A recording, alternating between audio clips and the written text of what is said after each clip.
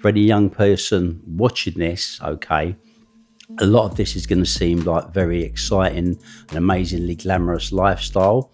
But what I'll say from the get-go, you know, this is not a road I'd wish my worst enemy to go down, because it will end in death, destruction and misery.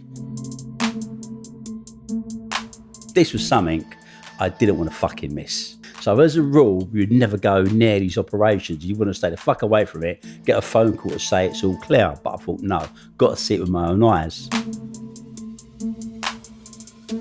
There's no such thing as a new method in smuggling. Everything you can think of doing has been done. Yeah. I mean, you know, if there was a hole in the system, we found it.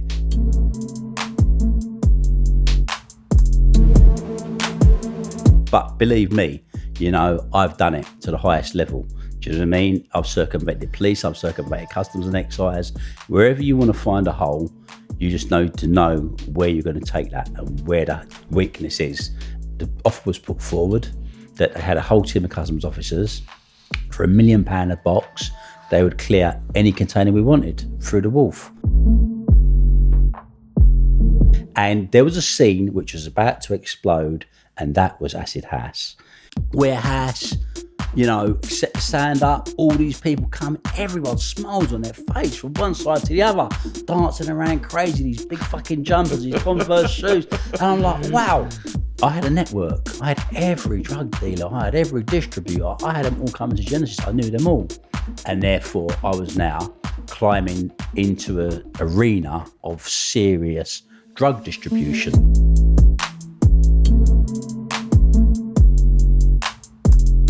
I was an addict to the game. I was addicted to the business.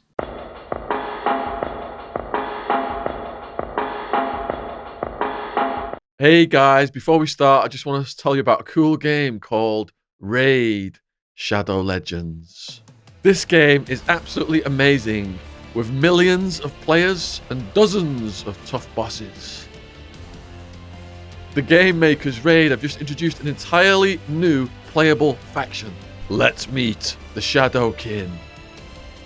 I'm loving these new characters, the Shadow Kin. They've been heavily inspired by the mythos of medieval Japan. There are nimble ninjas, sharp samurai, ominous oni, and a whole host of mythical bad boys. Click the link in the description box below to download Raid yourself to your phone or whatever device. Now, during the month of May, Raid will be releasing an insane amount of new content and missions, including 11 new champions.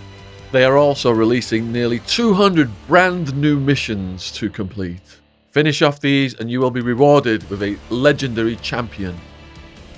If you're not already a Shadow Legends player, why not check out what all the fuss is about? Click the link in the description box below.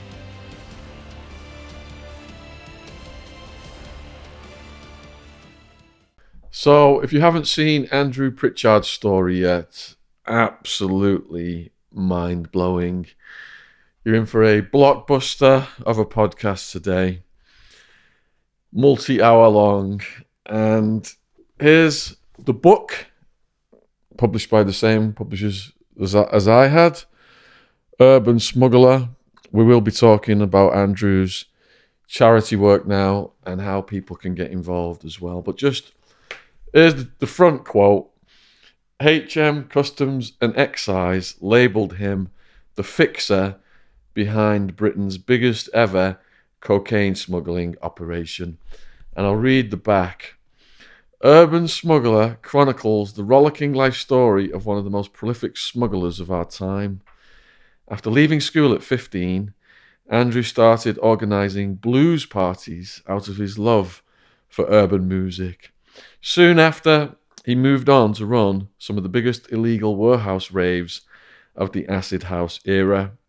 The money began to roll in, but with it came trouble. He found himself plummeting into a world of organised crime. After an incident at one of his events where someone was almost murdered, he was forced to go on the run in Jamaica. It was there that he learned the tricks of the smuggling trade, and with corrupt UK customs officers in his pocket, it seemed that nothing could go wrong.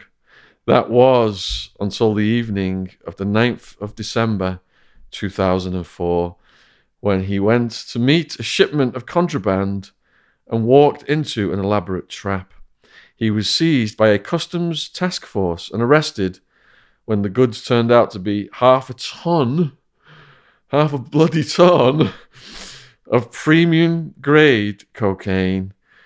Following 2 trials, well, I'm going to stop there because you can just capture the scope of his story from that, but there's going to be some ups and downs I'm going to leave out. So thanks for inviting us to your house, Andrew. Thank you, Shaun.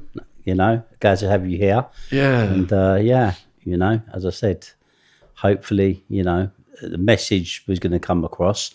But I will say, before we start it, for any young person watching this, okay, a lot of this is going to seem like very exciting and amazingly glamorous lifestyle.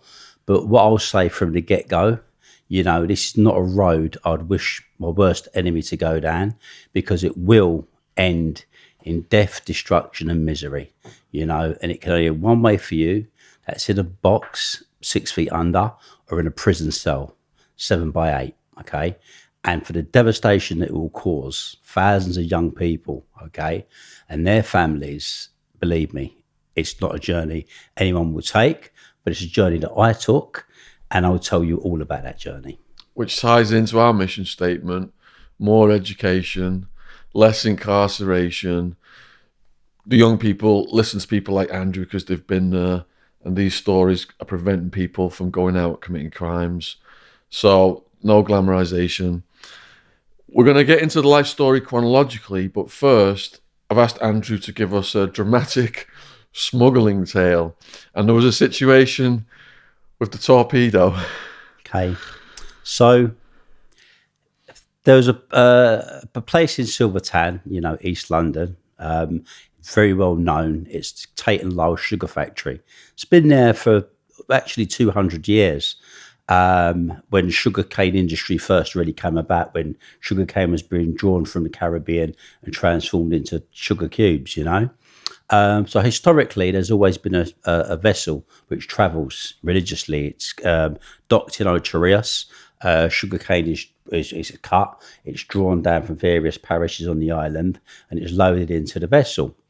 So, at the height of my smuggling career, I used loads of variations of ingenious ways of getting around and circumventing customs and border control, things like this, And one particular thought came to me, this was a perfect opportunity. But before I get to the torpedo, I'll get to my first experience of smuggling. And I was probably about maybe 6, 7 years old. And my mother and father used to, my mother was from Jamaica, my father's British. They used to go down to the old Tate and Lyle sugar factory in Silvertown. At that time, boats used to come over, and you used to get, goods from home, like, sugarcane, mangoes, bits and pieces, because you knew people generally that worked on the vessel, as ship hands and so on and so forth. So relatives would put stuff on, and we'd go there and collect it. I'll never forget driving in there one night, and my parents chose to leave me in the car while they went up the gangway onto the vessel. They passed the security. They went on there to get me some bongo drums, which I'd always been promised and I really enjoyed. And I never forget, a member of what I'll describe as extended family, someone that went on to become my mentor in smuggling, years later.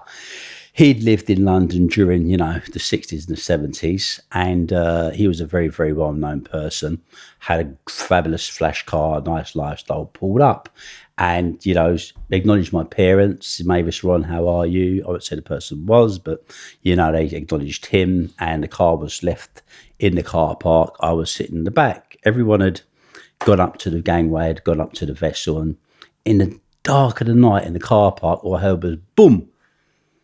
So being curious, I'm looking to think what was the noise. I've heard boom.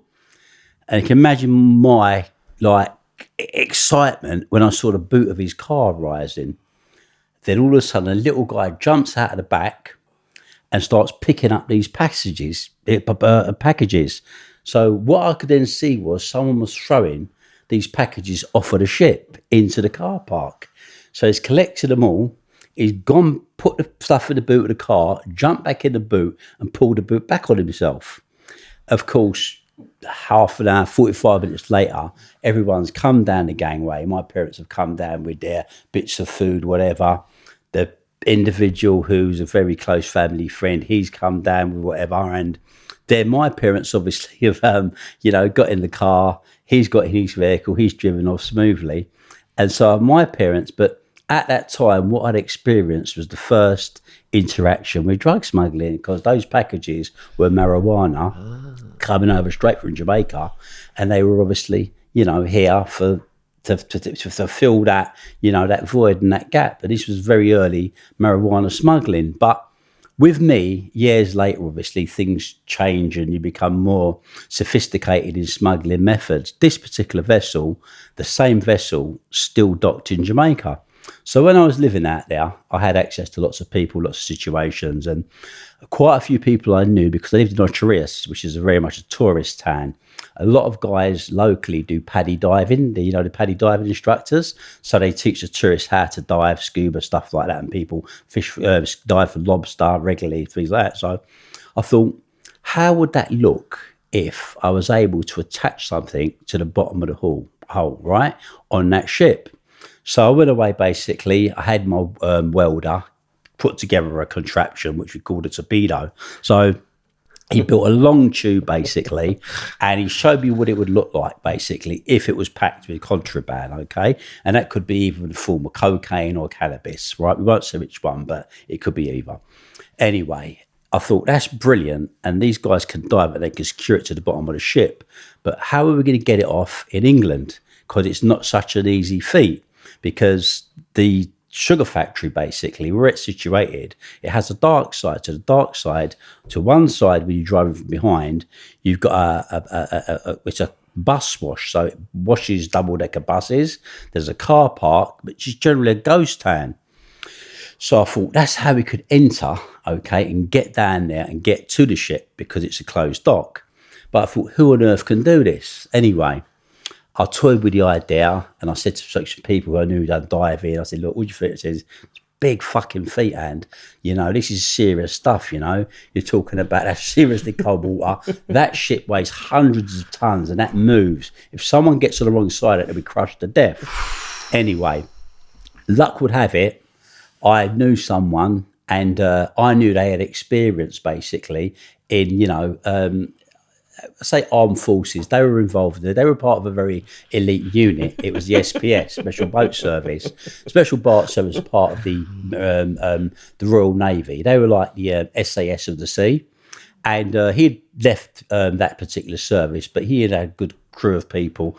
From time to time, I used to use them for other things for me, And I said, look, it's not a problem. We can do this. But what it involves is we've got no equipment. So you're going to have to borrow the equipment because we're going to be under there for quite a long time. And you can't afford to have any bubbles coming on the surface.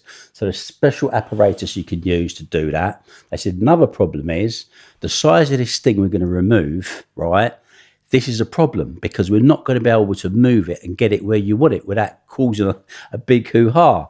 So what we're going to have to do is you're going to have to get a rib, right, to put into the water so we can actually tow it behind and get it out. So I'm thinking, how the fuck am I going to get a rib? Where's that going to go in the water anyway? So I figured out one thing. They can dive it safely and get the stuff off. Anyway, again, all the stars aligned for me. My accountant, funny enough, he was living in Docklands one day. I went up to see him and he said to me, he's got his car downstairs in the car park. Anyway, I've gone downstairs to the car park. When I've gone down, I've looked, I'm seeing water.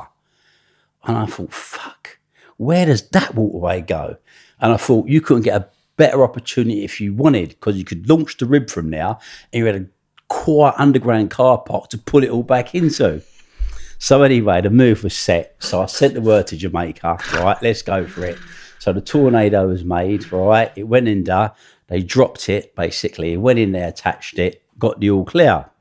So I had my team now all prepared. And of course, this was something I didn't want to fucking miss, right? So as a rule, you'd never go near these operations. You want to stay the fuck away from it, get a phone call to say it's all clear. But I thought, no, got to see it with my own eyes.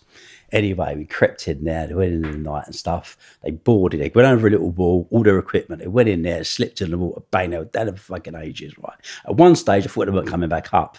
Anyway, then the all clear came, said like boom. So they had to send it off on a walkie-talkie, set the thing down. Anyway, this fucking rib came down the fucking water like it was a James Bond film, right? So they came through, right? They've got it. They boarded the rib, right? They've attached the thing to the back of it and they fucking come back down the waterway with it. And all this is going on the dock. Mark you, it was like a ghost town on that dock. Do you know what I mean? No one's looking for anything.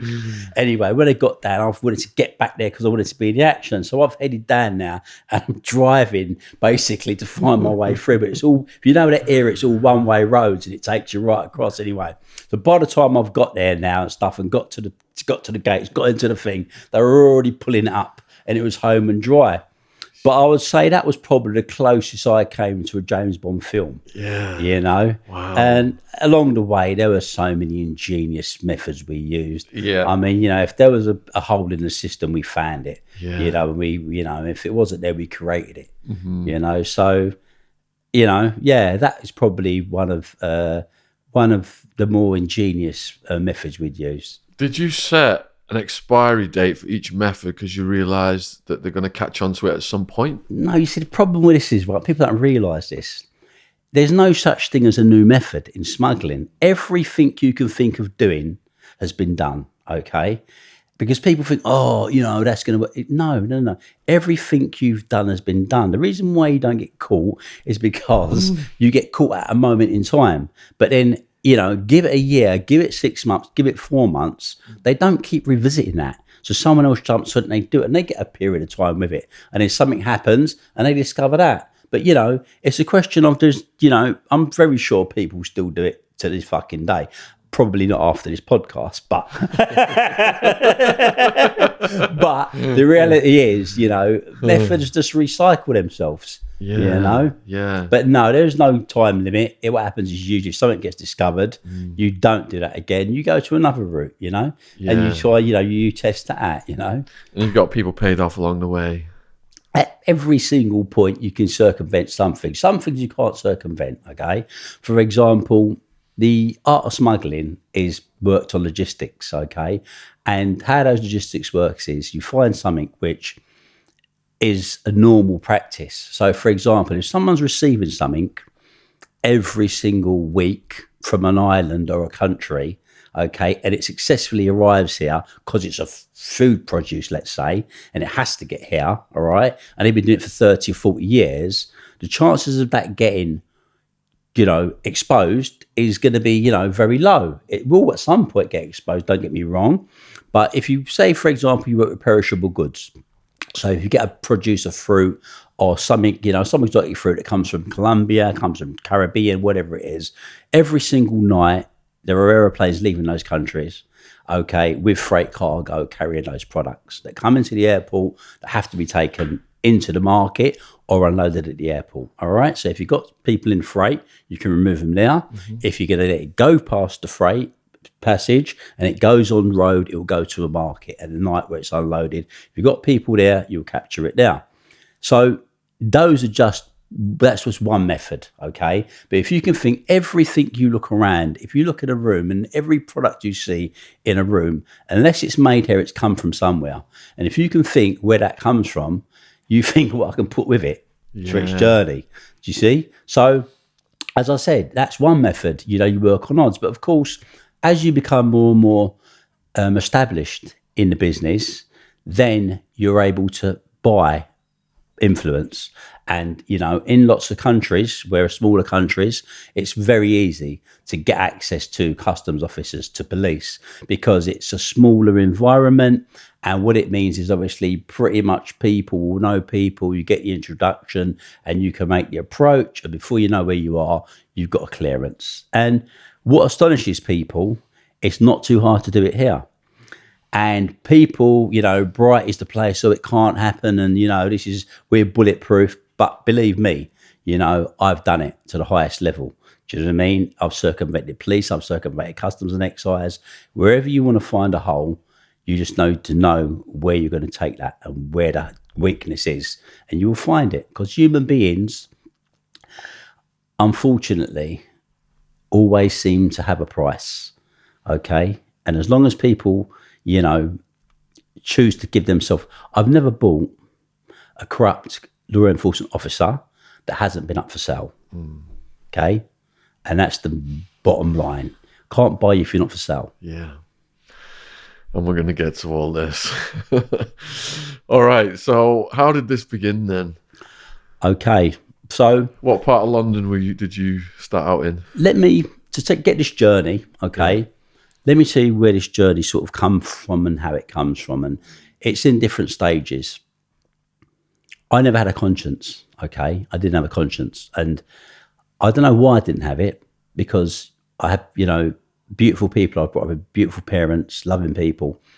But I got a conscience in Belmarsh prison, and I saw young people there, and I saw those young people there doing life sentences, either on remand, either freshly sentenced, okay, or, they were waiting sentence, okay? So those were the three dynamics I saw. And I saw day in, day out, those kids at war with each other. But more importantly is what they'd done to get themselves in there. They'd been killing each other, okay? Senseless. And I was a category prisoner at the time, so I just the world keeps going and a bit selfish. But then it sunk into me. I thought, all these young people, they're killing each other. And this was not what it was supposed to be. My parents, especially my mother, would not want to have seen her people, generations down, doing this after the struggle that they went through to be here, okay? And I had a light bulb moment. And that light bulb moment was what the judge had said to me. I never forget what he said to me. The prosecutor looked at him and said, "Your Honour, this man is responsible for dozens of murders and destroying thousands of lives." And I laughed. I fucking laughed. Give me 15 years and I laughed at him.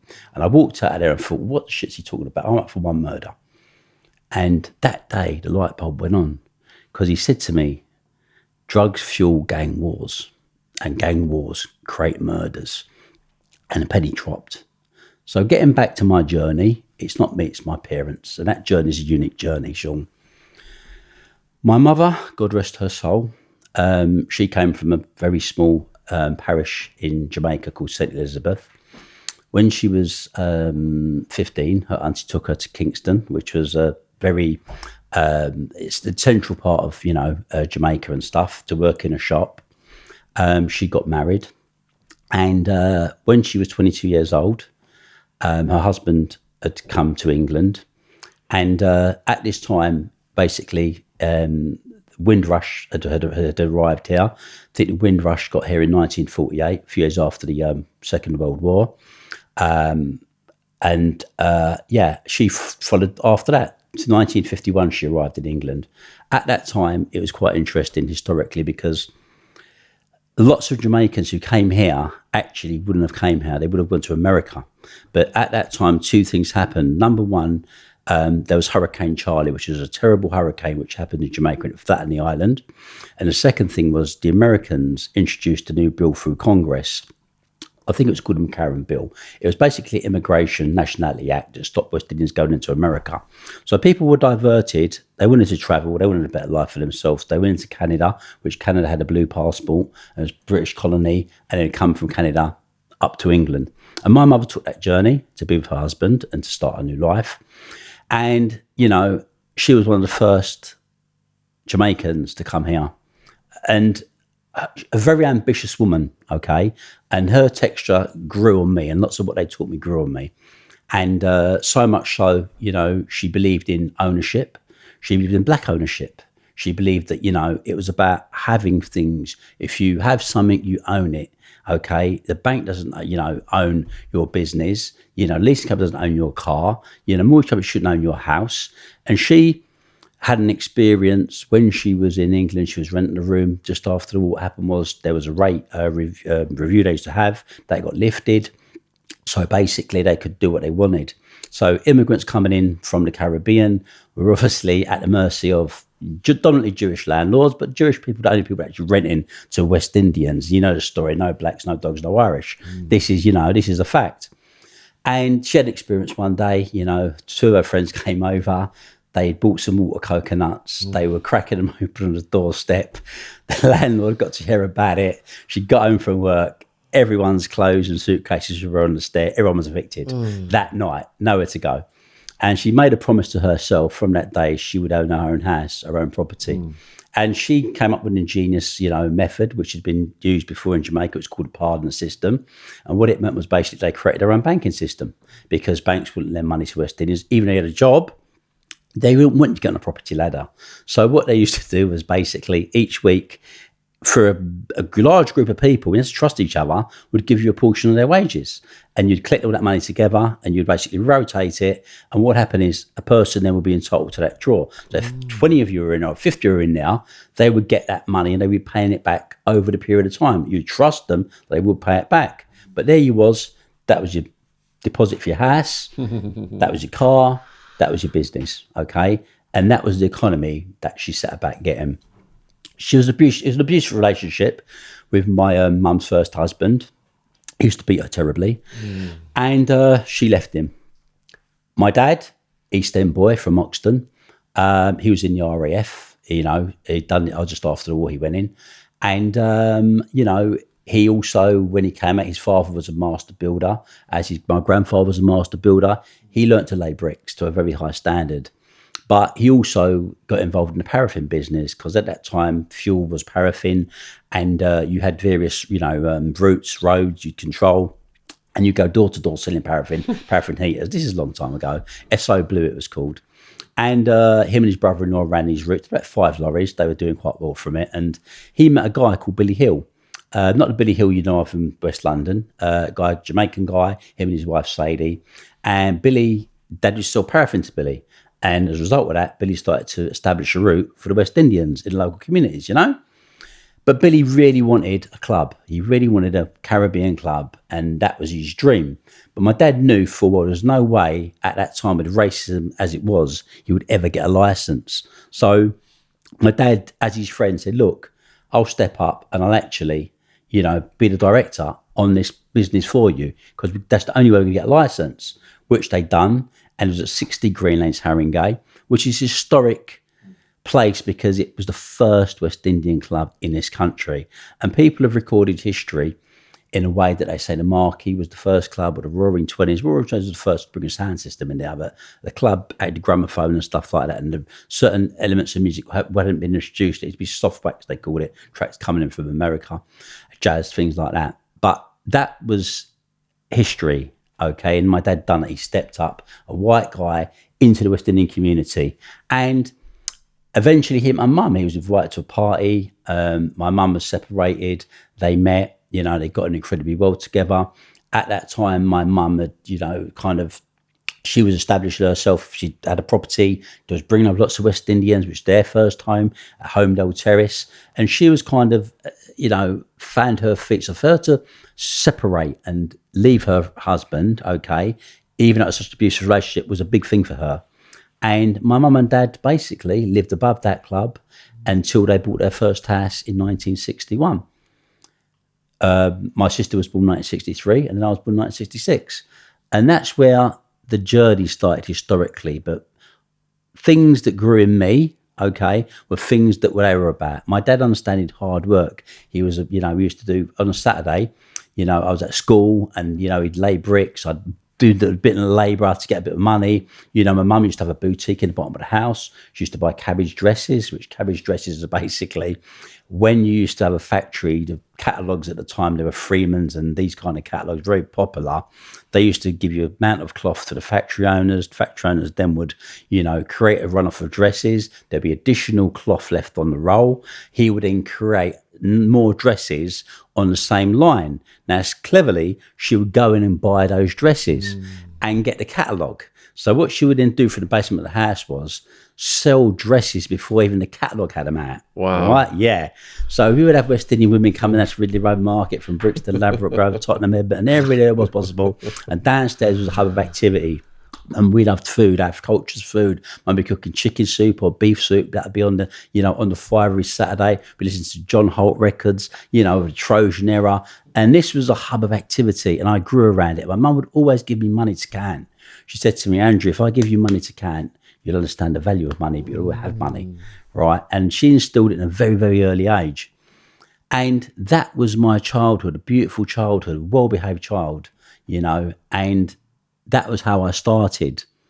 But as they say, the road to hell is paved with good intentions. I've got a couple of questions on what you've just said. First one would be, is that where you got your wheeler dealer DNA from then, your mum? Had to be, yeah. It was genetically implanted. Of course it was, because, I wondered over the years, how could I be the person I am? How do I put these things together? But she was ingenious, because what she would do is she would figure a way how to make a profit, to turn a profit, how to look for an opportunity and seize it. So 100%. Growing up in a northern town in the 70s then, into the 80s, massive racism, massive homophobia. It was just everywhere. And I can't imagine for a mixed race couple. I mean, there must be some pretty brutal stories that your mum, listen, of course, at that time, it was horrendous. But what you had at that time, and it was an amazing thing, the black community stuck together like you couldn't imagine. Now, I never knew babysitters, okay? And no person of my age knew babysitters. We'd get dropped round auntie's house and we'd learn who our cousins were. We knew who our family were. And it didn't even matter if you were a cousin or not. If you had colour, you were classified as a cousin, and we looked out for each other. And that was what we'd done, because the racism was rife. By 1976, you have to understand, Enoch Powell actually went to the West Indies and was involved in recruiting people to bring them back here to work on the NHS and to work in the hotel sector. Less than 10 years later, 1963, less than 10 years later, this guy was doing a Rivers of Blood speech, okay, that ignited racial tension in this country like you could not even imagine. People paid a price. There are guys that went to prison for 2 years for having a spliff at a party. Okay, so a big price was paid, and racism was furious. But what did they do? They didn't ignore it. They knew it was there, but they knew they had a mission to get on with. Okay, so while people were getting ignited and they were, calling them all kinds of things under the sun and were behaving in certain ways, and there are many stories. I remember one day my mum went to the market. And, West Indians buy fish, goat fish, parrot fish, all these things. And the markets, because mum's very, very fair skinned, very fair complexion. A market stall holder didn't realise she was West Indian, and he blatantly spat in a barrel of fish, And when she looked at him and said, she didn't open her mouth, because she had a broad Jamaican accent. But he's looked at her and said, it's only them not to eat that, darling. And did she fucking go for him, right?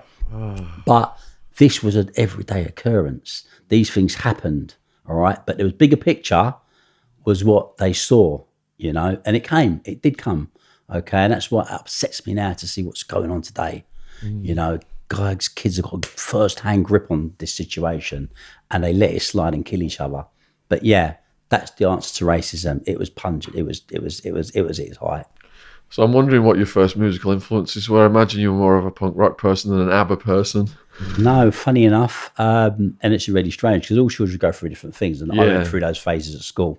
So the first school I set off with was a primary school, which is very kind of, very mixed, lots of immigrants living locally, especially at that time you had, you had a lot of Asian kids coming into now. You had the original West Indian kids. The Kurdish community hadn't arrived as yet, but it's very much of a mixture. Music really wasn't really a big thing at that time. You had like Shawaddy Waddy and all these kind of groups, and all these kind of groups, right? Bay City Rollers, all that stuff. You're a kid, but then when I went to secondary school, then came the two-tone era. So the two-tone era was madness. It was the specials. It was selector, and this was the rebirth of ska, because ska originally was our music, which came over with the people like Scatterlights and Prince Buster.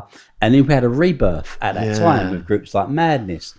So where I went to school basically was what's called in King's Cross, Islington. And that was a real school, you know. If, as I said, you know, and I say it many, many times, you know, if you know, lawyers and barristers and QCs and judges go to Eton, Cambridge and Oxford, you know, criminals went to Philip Magnus because it just managed to breed out some of the most prolific criminals in Britain. But, you know, it was a school, and then I was a little bit starting to get wayward there, which was obvious. And my mum tried to reject me from that school because the school was getting closed down and amalgamated. So she decided to, you know, take me down the road further to Edmonton. That wasn't going to work. That was the height of Tottenham area. I was an Arsenal supporter, and everything else came with it. And I felt racism there because it was dominantly white area.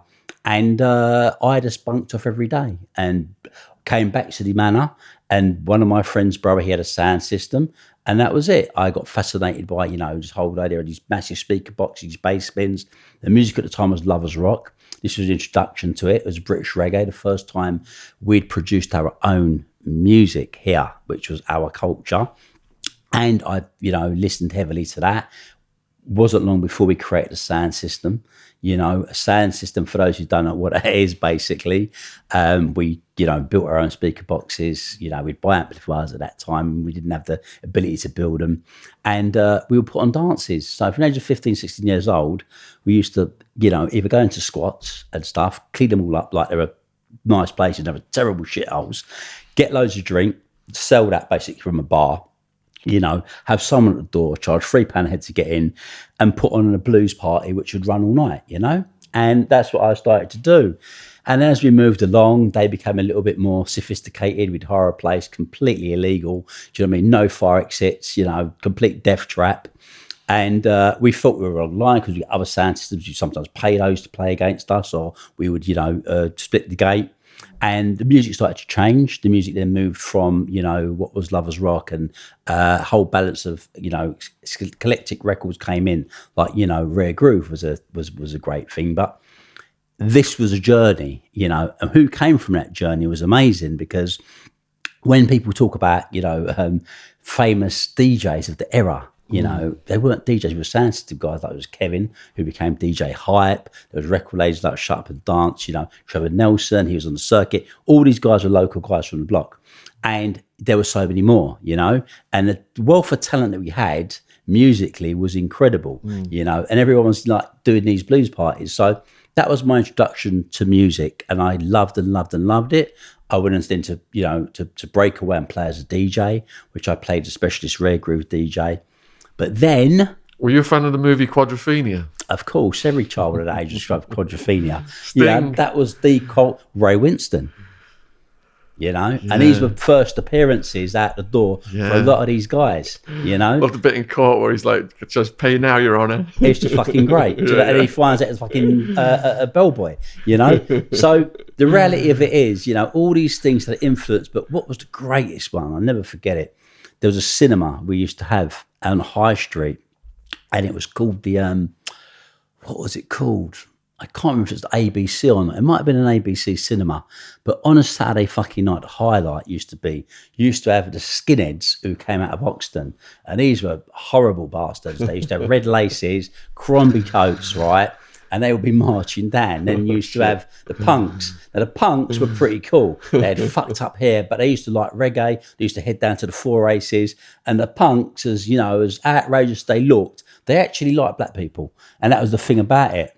I never forget the skinheads used to come down to fight the punks on Dalston Lane. But then what happened is you used to have the soul boys, the casuals. And back then what you used to do was the afros were like that, afro combs in the head, you know, the Gabechi tops with the bits of suede. You know, you had the trousers and the jeans with a little slit down the side, the Adidas Gazelles. Lo and behold, Kung Fu was the thing, you know. We're talking about the 70s, Bruce Lee, Fist of Fury, all that crap. They'd tip out after the late night showing. Everyone was doing all the kung fu things in the street. The punks would be coming in for the skinheads, so the skinheads would be coming, so the soul boys would be tipping out, and it'd be fists of fury, flying kicks, punches, elbows, and I mean the skinheads would get fucked up every single time. And that was just a classic. We used to come down just to watch the fight, you know. And that was what it was like. It was energy, hub of energy, the music, like the real thing, and these kind of groups, and it was rich. It was the first time we experienced culture. That summer of '76, I'll never forget it. My first single was around then. I think it was "Holidays in the Sun," Sex Pistols. Yeah, it was. That's what it was. And it had all these things. And living where I lived, this is what it was like. It was all these cultures, all these things, all blended into one magical melted pot. It was amazing, So my childhood, I can say I've got amazing, great memories, from that era, and going through all those different parts of life. And the sound system thing, obviously, that was my be-all, end-all. My mum tried on several occasions to give me a respectable career, of course. She'd worked at the post office as a part-time job. At that time, the post office had just changed to BT, British Telecom, if you remember them. And she managed to swing a favour and get me a bloody apprenticeship there. Incredibly. What year was that? God, that would have been, let me think. I would have been, I won't give major away now. I suppose you're talking about 1981. Okay. Yeah? So that sets you back, doesn't it? So I was about, 17, 16, right? About 17 years old, actually, right? Anyway, so now, apprenticeship, Bunny Hill Row, this is a great career for Andrew. He's going to become a BT engineer. Like, fuck. Do you know what I mean? Wasn't long, couldn't settle down, had great altercations with his teachers, threatened to stab one of them. I was at, but what I learnt was the magic to make amplifiers, because, of course, they're about circuit boards for the telephone panel. So I learnt to do skills. So now suddenly I could make speaker boxes and amplifiers. So the sound system was getting bigger and bigger and bigger. My sister thought, oh my God, we've got to get him back in some sort of, he's got a big career. So what did they do? My sister went up to Waltham Forest College, begged them after the most horrendous report you could imagine, coming out of other college, to give me a second chance. So there I was, electrical engineering. I put myself onto that one.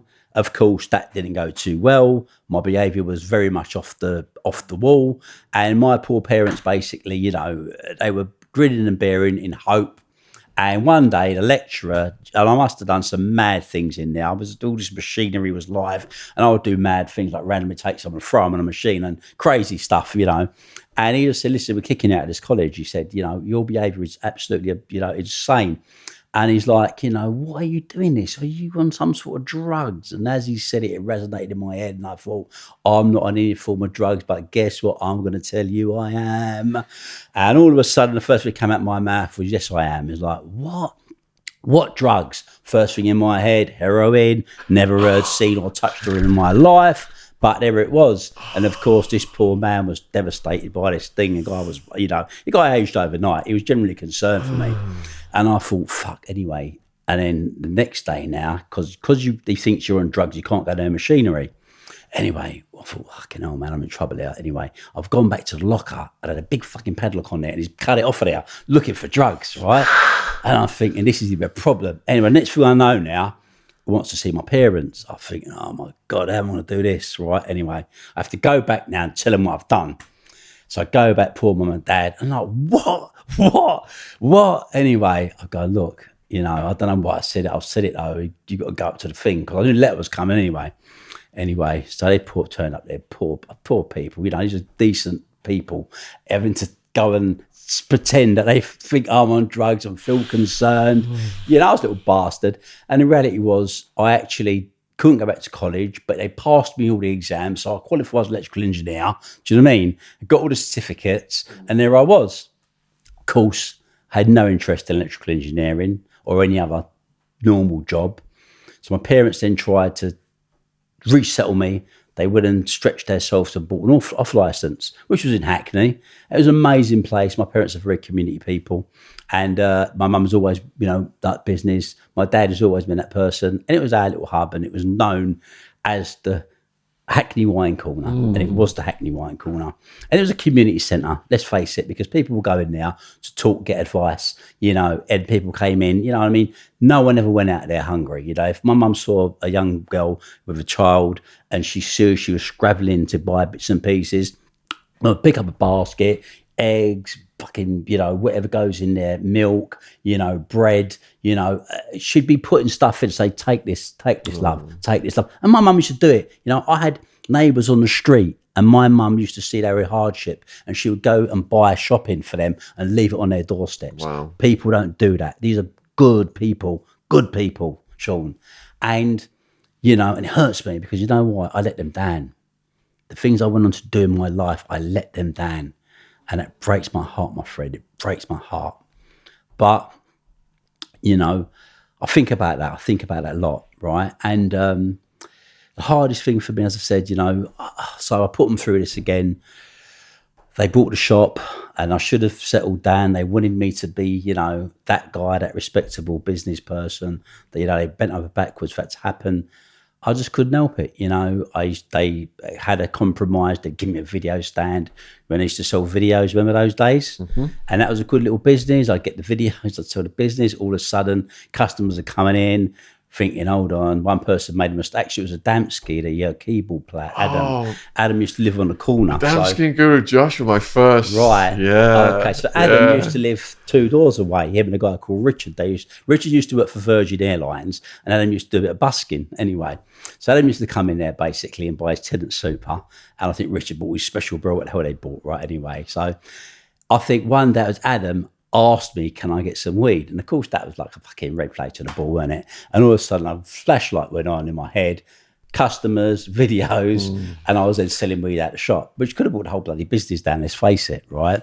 But I chose to do all these kind of things. And then eventually one day it all changed, and it went from that Andy into that Andy. And I'll never forget, it was summer afternoon in 1988. I think it was about maybe June, and a couple of friends came in who lived on old Trowbridge estate, which they brought that down eventually. A festering slum could be described as that tower block. And they said, look, you know, you got the sound system, man. Do you want to, we got this party, can you come and, you know, do the sounds? So I was like, yeah, no problem. So I've turned up. It was Oxford House in Bethnal Green.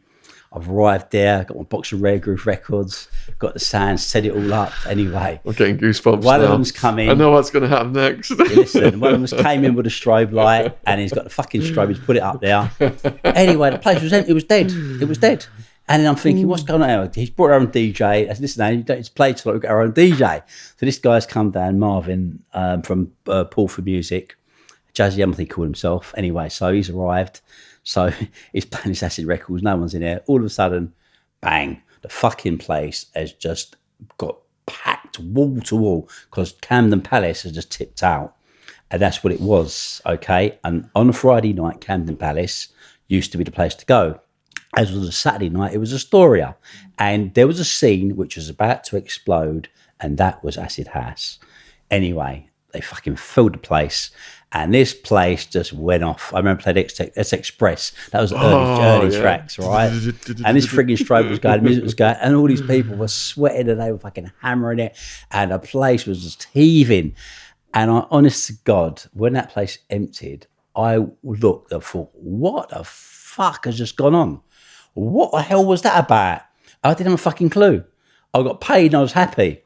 But then we got a party next weekend. So it was like, great. And the party then was a Friday night. Arrived, and that was, I think it was Cleveland Way, warehouse, you know, set the sound up. All these people come, everyone's smiles on their face from one side to the other, dancing around crazy, these big fucking jumpers, these Converse shoes. And I'm like, wow. And then, you know, it was like Friday night, Saturday night. I'm making money, £500 a night, £1,000 a week. I'm thinking, this is good. This is great. All right, back then. Anyway, I thought to myself, you know, and I was becoming part of the scene. All the people, I really liked the people. Everyone was so fun. It was black, it was white. It was like a revolution in music, wasn't it? It was a revolution, yeah. Right? And I never forget, I said, fuck this. What is this thing they're on about? And a friend said, listen, this is Neand, right? Take this with you. Go down to the Spectrum Monday night. He said, we're all going to go down there. He said, and drop this C, and you'll know what we're talking about. And we fucking queued up at the Spectrum. I was known on the scene because people knew me because I was doing a sound. It was only me and Cole Cox, actually. Cole used to also have a sound. So I would do one event, Cole would do the other. And again, Cole, you know, he was like, you know, he'd done his like rare groove mixing and stuff, but he wasn't into this acid thing. Do you know what I mean? It was like, he brought his sound system £300 a night.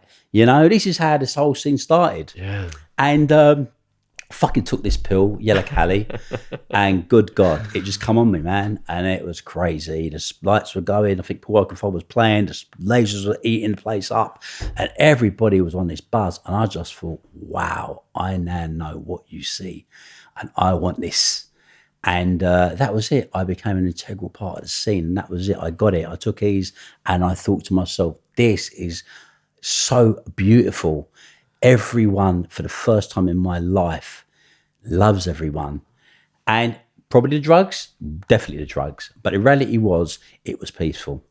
And, this went on. We done loads of parties, some amazing parties. The first parties, but the biggest one to happen was London Scat.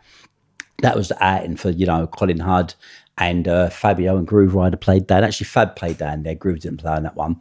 Tony Wilson, who was one of our friends who was playing a big on the scene at the time. And Scat exploded. Scat brought all corners of London together. We'd done a party the night before in Bermondsey Street. This was going to be in Waterloo. The people who'd done it was Mark and Sari, respected clothing designers, Mark had died, God rest his soul, and Sari, I think she runs a homeless charity now, funny enough. But they're amazing designers. Their stuff's like in, the fashion museum and stuff like that now, They made these coats out of carpet. Don't know if you remember these back then, and they had like Jesus on the back and stuff like that. These were a height of fashion. They used to wear them down the WAG. Dave DeRoy used to play down there. It was crazy stuff. And basically, that party happened, and it opened up London. And then the scene was starting to happen. And then as I went out, parties started to get raided. I was getting a lot of raids, had my equipment taken away more than one occasion. And it was always, it was always in jeopardy because people were just breaking into warehouses. I mean, I was used to this. I've been breaking into squats and doing blues parties. So when someone said to me, we're going to find a warehouse, I would be on the road and we'd be kicking off doors of warehouses straight after Spectrum. So I'd be not improvised. We'd be leaving the club, finding a warehouse on Marshgate Lane where the Olympics are, it's empty, kick the door off, bring the sand and go in and do it. And poor mum and dad, even they got involved because when they opened the shop up at 3 o'clock in the morning to sell the soft drinks, do you know what I mean? To load the place out because we're business people. And, there it was. And then it got to the stage, I got to know someone, a friend of mine, I met him through a good friend of mine, Gukan, who died, God rest his soul. He was probably the first death of ecstasy, unrecorded death that was. And, I met Wayne, who was a very half-caste guy like myself, got on really well, and started to go on a clubbing scene together. And I said to him one day, I was at Camden Palace, I said, look, I'm going to do warehouse parties, Wayne, because this is where the money's at. And it was like, I said, this is going to happen no matter what. Right, I do these parties every week. I'm going to be at the controlling end of them. Because I've been on a few, the guys who used to do, who were involved in the ICF, Andy Swaller, Andy used to do parties. So 1 or 2 parties he done with a guy called Peanuts, another guy called Bones. I'd sometimes have a share with them. So I was like, rather than charge on the sand, just in case we get raided, we'll split it up as three-way partners, things like that. So I'd done deals like that as well at some point because I got to know everyone and, we all worked well together. And we said, okay, let's do an event. So I was like, okay, right, here we go. And it was like, what are we going to call it? Anyway, Wayne used to love this track from Phil Collins' Genesis. So it was like, right, Genesis. And I thought, Genesis, rock band, does it really work? But then my mum was so biblical. I had so many of these recordings of Bible stuff in my head. I thought, no, isn't that scripture? Genesis. So I went to the Bible, got the Bible, opened it up, and there it was in the beginning, God created heaven and the earth. Genesis chapter 1. So we called our party Genesis chapter 1. Went down the road to Clare Print. We used to get our flyers printed. I think it was £30 for 1,000.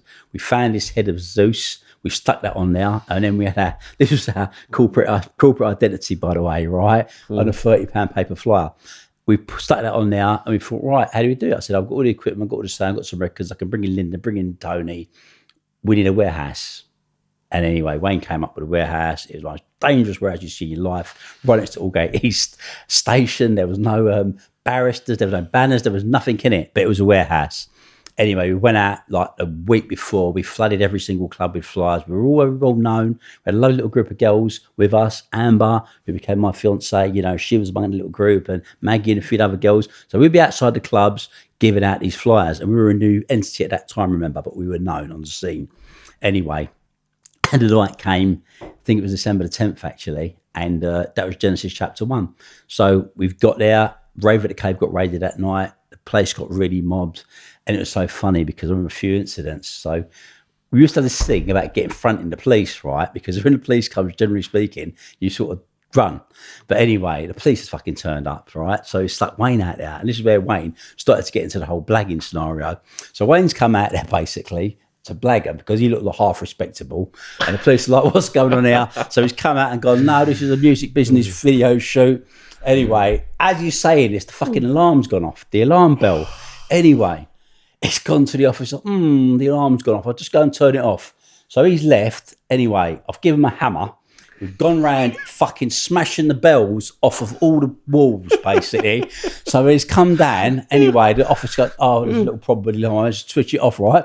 So anyway, there's some guy we've left him with his journey, his jaws going like that. Do you know what I mean? With the policeman. Anyway, the police, listen, you're going to have to close it down. But it was about 4 a.m. So we had a night of it, Shaun. So that was Genesis chapter 1. We'd had an event, we'd pulled it off, and we got ourselves out the gate. And without knowing what we'd done, we were on the way to creating one of the biggest warehouse brands of that era. So that was our party trick, had the event. Next stage, we ain't going to have a warehouse. We need to find a warehouse if we're going to have a party. And it was like, let's look for a warehouse. So we were driving around looking for this warehouse. Anyway, me and Wayne were driving back to Hackney because a lot of those places had been closed down, all the old, industrial estates, places like that had places because factories, private Thatcherism, people that had no money. It was quite a depressing time, And we found this warehouse, some lights were going on. We walked in there, 2 guys were at this thing. I thought, fuck, this is a great warehouse. It's amazing. And they're like, this is our warehouse, man. Fuck off. We're having parties there, blah, blah, blah. I thought, all right, okay. Fucking great warehouse. Though. Let's find somewhere else. Anyway, all of a sudden, we're stuck for the warehouse. And Wayne, I've got a friend, Keith, who went to school with. He said, listen, my pal Keith, he says he's got a warehouse hand. So I said, okay. But he wants, we could do it, the 3 of us. I thought, well, fuck, we ain't got no warehouses. Let's bring him in. Anyway, lo and behold, we go back to the same bloody warehouse that we've been to. This time, there's a gypsy in there and the place is full of tyres. So I'm like, what's the situation? Anyway, so listen, he says his warehouse, he wants 500 quid for it, right, a night, and it's completely legal.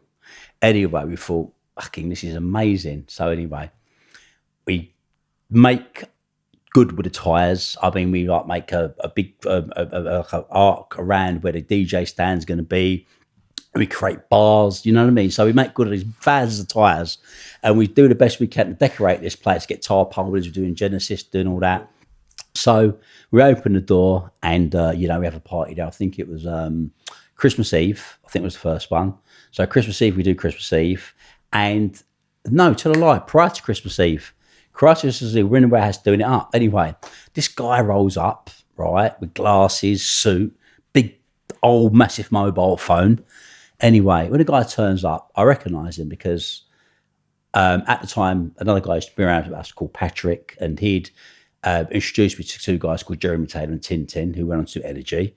Anyway, they had an office in Kensington, and when I was there, the same guy turned up there. The guy was Tony Costaneter, okay? So Tony had arrived, and Tony was like, look, he said, I'm doing these things called Sunrise, and, I think we should do, we could do a party together, we could be partners, and da-da-da-da. So I was like, we got our own warehouse. We don't really need you, mate. But I thought, hold on, he's got quite a good crowd. They're quite, respectable looking kids that go into his stuff in Greenwich and all that. So, okay, we'll go for it. But we had a party to cover with some of our friends we were doing parties with. So we had an event there. Joey J played there. Norman J's brother, Shake and Finger Pop, right? So he basically put a sound system in there and basically the DJs came, he played an event, decent crowd, maybe, I don't know, maybe 500 people, it was all right, it was an event. Anyway, that was out of the way, so he said, okay, we got a warehouse, we can have it when hell we want it. So he said, okay, right, let's go again Boxing Day. So Boxing Day came and, we now had better flyers, but we were in the same location, no one was going to the same location. So he put on Boxing Day, we had maybe 900 people, 1,000 people, things growing. But now we were starting to feel confident. So suddenly, we used to go to the WAG. WAG Club was a regular for us, right, a Wednesday night.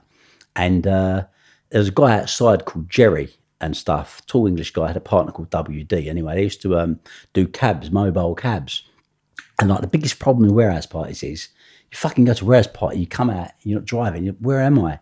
So I thought, wow, these are the mobile cab units. So listen, I said, look, we do warehouse parties. If you set up outside our parties, we'll tell you where they are. Do us a favour, we'll give you flyers and you put your flyers in the cabs, right? And you give out the flyers to people in the West End. Yes. This was the greatest agreement you could ever have. That covered the West End with our flyers. Every person that went to the West End had a Genesis flyer in their hand. And everyone was said, where do you want to go after this? Actually, there's a party on all night. So that is our gateway to heaven, right? Anyway, right? Tony was good at what he'd done. How he dragged some people, I don't even know, but he got in some amazing people he got involved. And then we moved forward. And then, of course, we were heading towards New Year's Eve and the crowds were getting bigger. Anyway, we put an event on New Year's Eve. You know, we had Trevor Fung played out, great lineup of DJs. You know, and we smashed like 5,500 people. The place was heaving. But the beauty about this warehouse is it just bent a corner. It was massive. It just carried on going up. It went up, it went round. It was just huge. Anyway, when we're sitting there, this is insane because we're closing down the West End. People stop leaving the West End coming to us. And we're kids, right?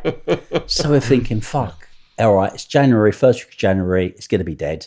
Who goes out in January? Anyway, 8,000 people travelled to Hackney to go to Genesis at the first week of January, and we were still growing. Right? What was max capacity? We could have took, I think that warehouse was 3 floors and it bent a road. I think we could have probably made half a football stadium. We could have probably took 20,000 people standing in there. Do you know what I mean? Yeah. You're talking insanity here. Yeah. But there were scenes, I'll never forget. I remember New Year's Eve, fucking hell. Because, of course, all the junk's left over because we're having part of the party, Shaun. And New Year's Eve, I'm in the warehouse. All the guys are moving having the sound equipment. Copper comes through, you know, inspector as well, quite high ranking. It's gone, right, you're not having a party here. So we got out the lease, which we thought was legitimate, but the thing was, you could wipe your ass with it because this guy squatted it, turned out, right? We didn't know it at the time. Anyway, we've given the lease. So he suffered the lease and has gone, this is a fire hazard. I'm going to get a fire inspector. So I'm thinking, oh my God. Anyway, I've looked and there's all these black bags, like stacks of them, like mountains, right? With all the empty tin beer, drinks, you know, soft drink filled. I thought, fuck. So I got the doorman basically, listen, throw them all out the side. So they've gone where the fire escapes are and they've literally thrown them out the side doors and there's mountains. So if you did want to get out of the fire escape, you were fucked anyway, right? So we filled the thing with them anyway. This guy comes back with the fire inspector. The fire inspector looked like he was drunk, right? So he's called the fire inspector out of his party, right? Obviously, his Christmas party, to inspect our warehouse. He walks in, looks like that, opens the door. I'm thinking, oh my God, it doesn't even look around it. It's kind of like, goes like, he goes, they're fine to have their party here tonight. The policeman goes, there'll be thousands of people here. They can't have a, he's gone there. Anyway, he's walked out there married, right? The policeman's pissed anyway. Fucking, we smashed that place. Yeah. We smashed that place, man. And then a mad button was this. So now we're thinking, we're getting people for the West End club owners coming to us to say, look, you know, we want to be part of this. Do you know what I mean? How much money do you want? Because this is the thing. And like idiots, we weren't thinking. We weren't Ministry of Sand. We thought to ourselves, this is great. Bags of money. It's never going to stop. And then what happens? All of a sudden, there comes the bad news. The police have discovered he's squatting. Anyway, we're like, oh my God, the flyers are out. The party's going. It's going to happen. And the police now have got a dilemma because the police are thinking, they're at 8,000. They're going to get 12,000 people coming out to Hackney on Saturday night and we can't stop it, right?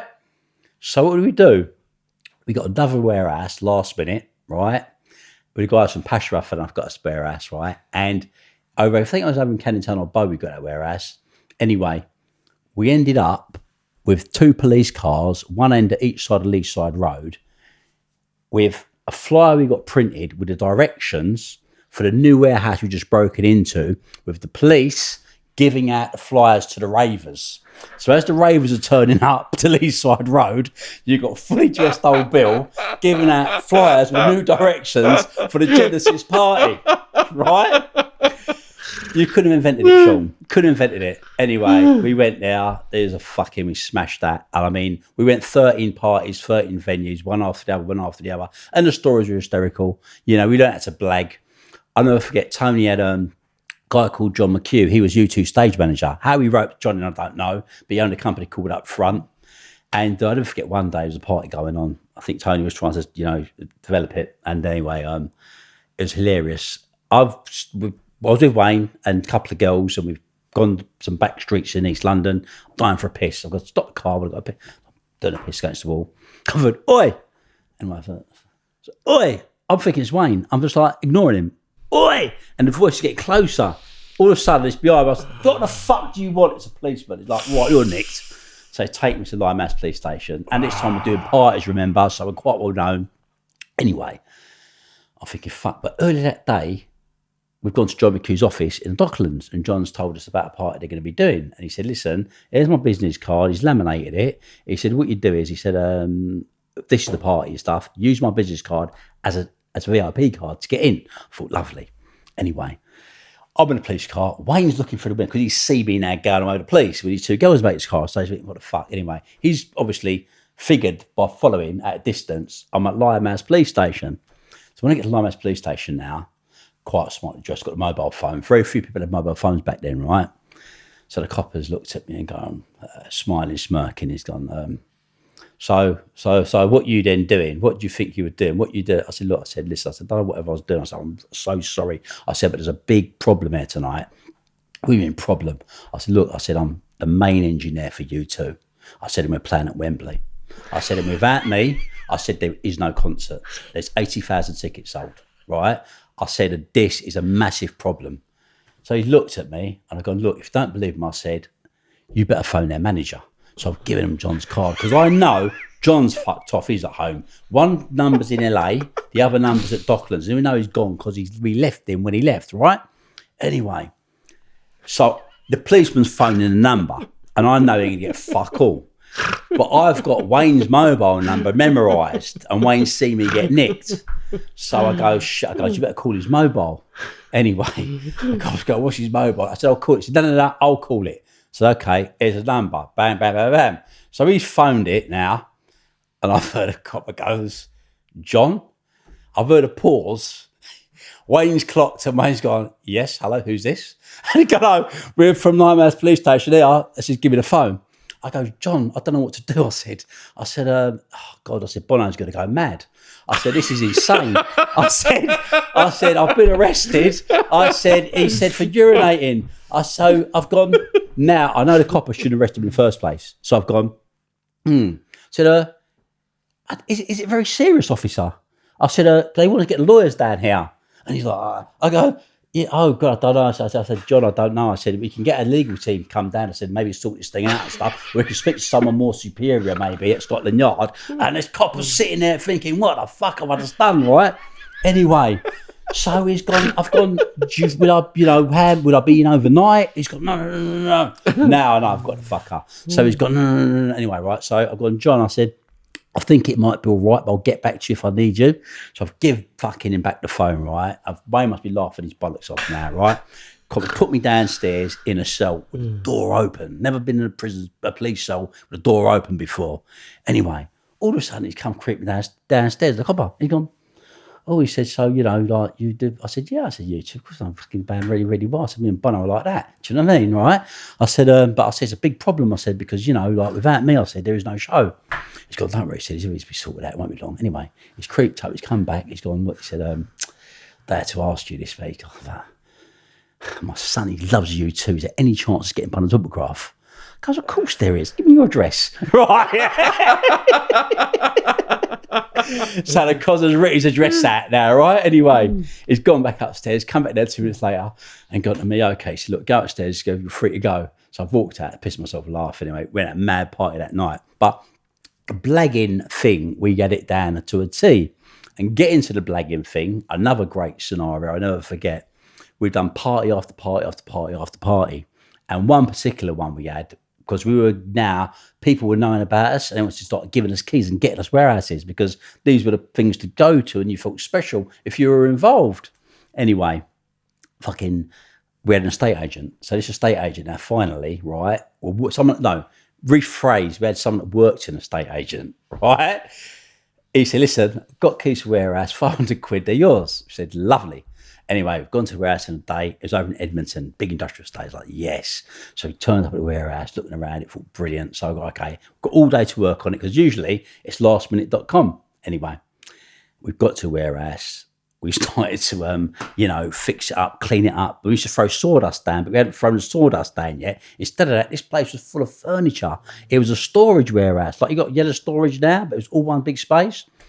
Beautiful leather settees, televisions, fridge freezers. I mean, you would have got. If we were thieves, we would have hit the jackpot. But we're not thieves. We're promoters, right? Anyway, so we took all the stuff, would have brought it all down to the end of the warehouse, and we're sweeping it. Anyway, I've heard boom, boom at the door. I think it's the laser man. So I've come running round, and it's two of them big glass doors, not the wooden doors. As I've turned, there's two police and an old boy sitting, looking at me with a flat cap. I thought, fuck. And they've seen me. I've gone up to the door now, opened the door. As it comes, he's grabbed me like that. So he goes, what are you doing? I said, what am I doing? Because I've got to blag this. He's gone, what are you doing? Breaking into the warehouse. My dad's bought this warehouse. Anyway, the guy, old boy, looks. Anyway, I mean, your dad's bought this warehouse. I said, my dad's bought this warehouse. Anyway, they got me now. They walk into the main bit. All the guys are playing football now because they just swept the place out. They're all shit themselves because see two police, a straight-looking geezer, right? They think everyone's nicked, but they keep stum. Anyway, the guy goes, you're Mr. Jenkins' son? I'm like, yes.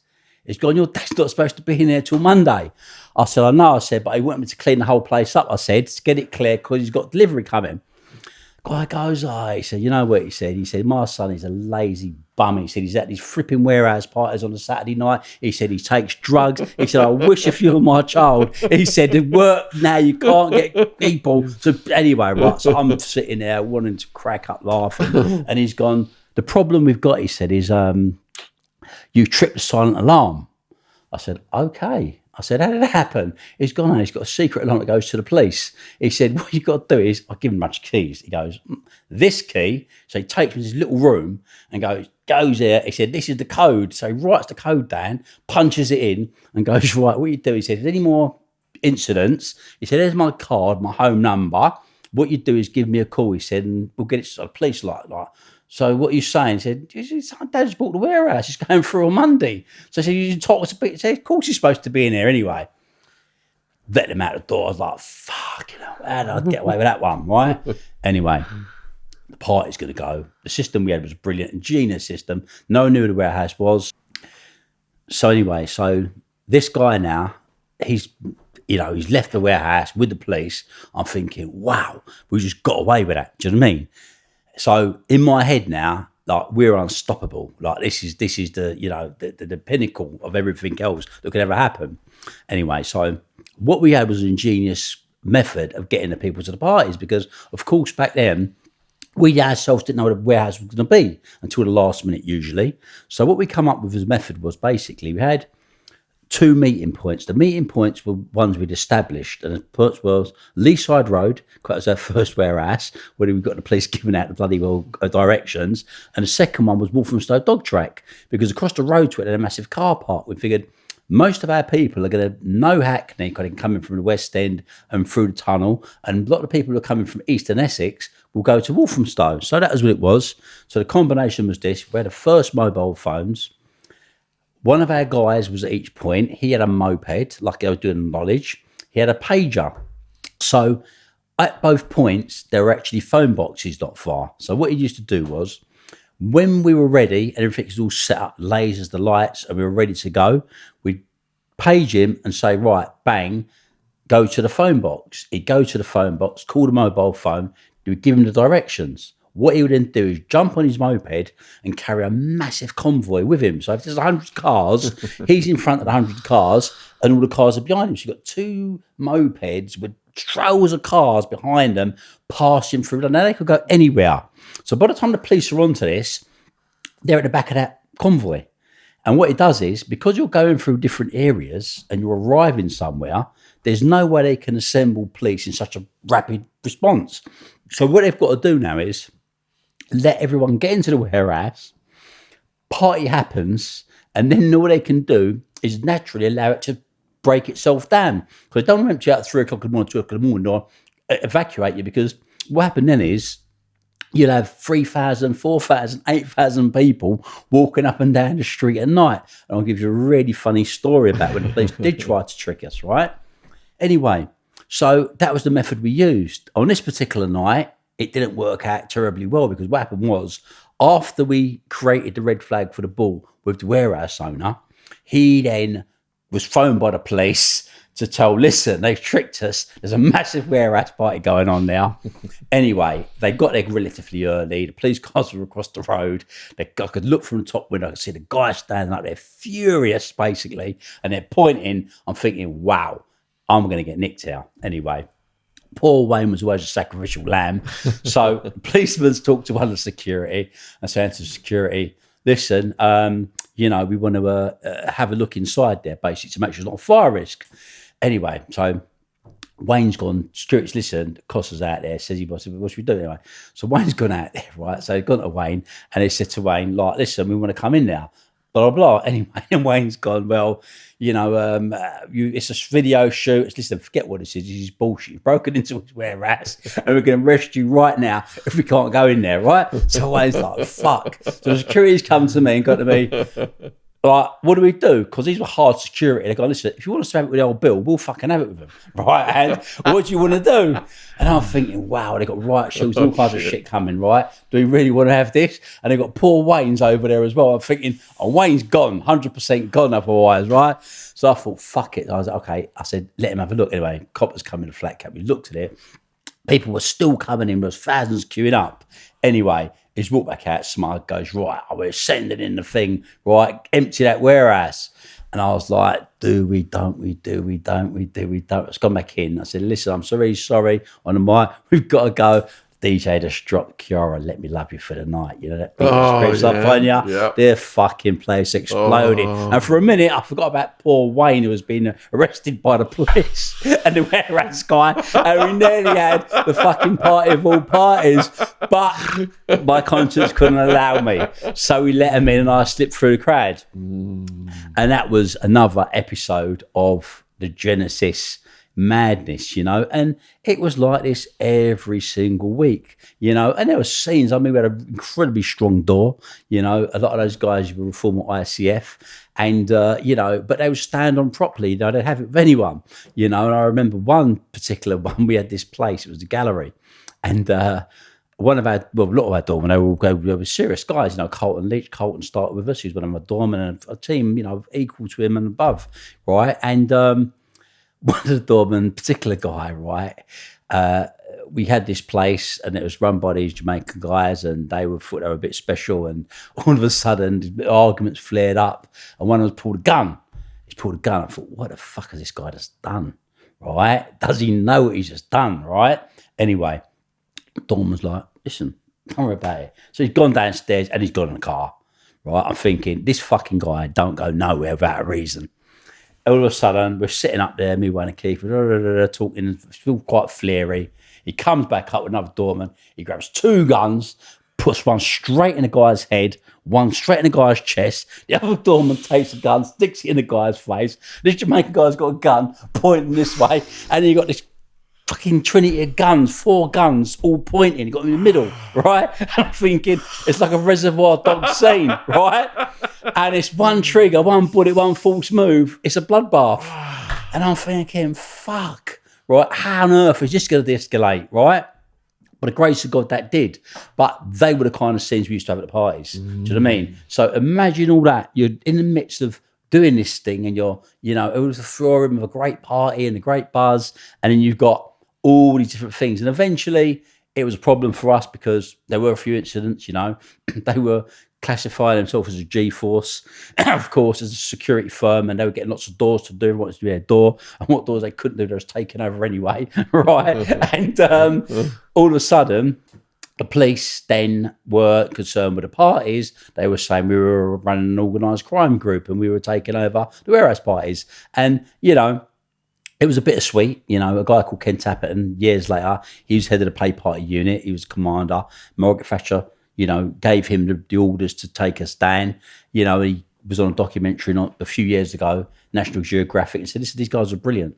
You know, what they'd done was out of this world. The police couldn't manage what they'd done. You know, the army couldn't even do what they, you know, move around as they'd done. They moved thousands of people in like, you know, in hours. No one could do it, you know, and he almost paid homage. So when I look back at that, I think, wow. And history was made because our first flyer, you know, that's now in the London History Museum, you know, and this is historic stuff. You know what I mean? So I look back and think, okay, it wasn't all bad.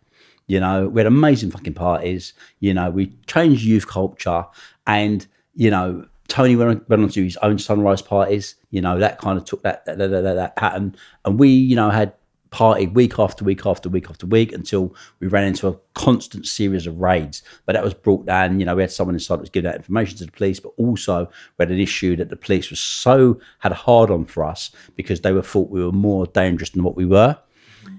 And that was the end of Genesis, you know. But it was an amazing time, you know. We were like celebrities, you know. We would go to every single club, we were VIP'd, you know, and we were on the scene. People came. Vinnie Manelli were the biggest pop group in the, you know, globally. They won 2 Grammys.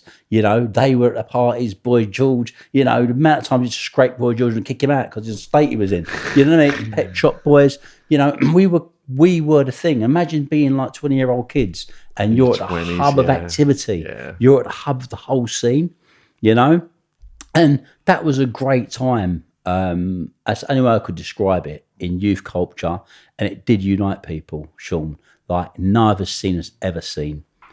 And that was the journey of the warehouses. Yeah, so from, that was like 87, 88 to 91 was like that magical years where the summer of love. I remember it was on the M62, and as far as I could see ahead of me, as far as I could see behind me, all lanes was just ravers. Cops couldn't do shit. And that's how they done it. Because we done it, we brought them in convoys, and the police were handicapped. It was the most simplest method in the world, but when you think about it, it was pure genius at that time, you know? Yeah. And that was that journey, you know, and that was magical. And after the parties, basically, then came the drugs. Before we go there, I'm like sensing from you like to be in the thick of the action. Always. So you've got the wheeler dealer side, and you said like in your early education and career opportunities, you were restless. Where's this restlessness come from? I think a lot of different things. Being mixed race, okay. I remember I was one of the first generation mixed race, really. There was mixed race before 20, 30 years and stuff, but that particular time, you know, 66 in that era, a lot of mixed race kids were being born, but not so many. There were a few being born, but we were coming through as the first generation, really, you know, which was, you know, coming about.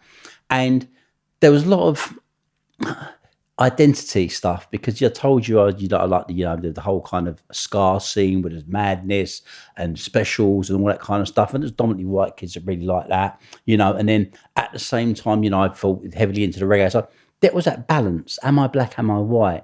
And you find yourself in this peculiar position where people want you to choose: are you black or are you white? And you go through that at a young age. You struggle with identity. You struggle with it, and it didn't happen when I realised who I was until the warehouse parties, because for the first time, everyone integrated. Everyone accepted and everyone. I realised being mixed race is a wonderful thing, because for the first time in my life, I can be amongst black and white, and I can go to both cultures. And it was a great moment for me. And that was significant. And that put to rest some of that identity problems. You know, people go through them, not everyone goes through them, but I went through them, you know. And that created a lot of the stuff I'd done. Do you know what I mean? The restlessness, you know, the extra rebelliousness, you know, because I wanted to be accepted, I suppose. And you try hard to be accepted until you find, you know, where you are, or you become you, and you become that person that people have to accept, you know. But that takes time to do, but you get it. Eventually you do. Yeah. So that was more or less, yeah. So And that was an interesting part of my life. And it seems that you're quick to jump on a profit opportunity or notice one. So you've got all these customers then in the raves. Where's the ecstasy coming from at this point? Well, at that time, okay, we was involved in selling ecstasy. Okay, ecstasy was coming over Callies, you know, the white burgers, and these were the very early pills, basically. You know, most of those pills were coming down from Holland, and they were basically, you know, they were pills. They were good pills. They weren't clean though. Okay, but they used to buzz people. And those particular pills, as I said, you know, were commonly used. You know, lots of people had them selling. Lots of people we knew were selling them, and you know, moving amongst that, you know, that circle. And basically, after left warehouse parties, some people I knew, older criminals than me,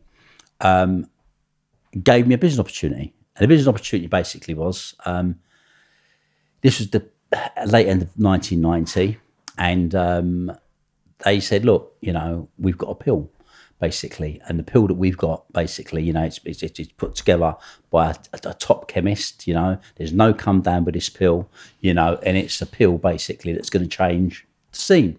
Now, warehouse parties were finishing now, okay? We'd had the summer of 1990 where we had all the big field events, and now we had to open the Ministry of Sand, okay, which was a legal licensed club. So stuff was getting licensed now, okay? The illegal stuff was finished or was finishing.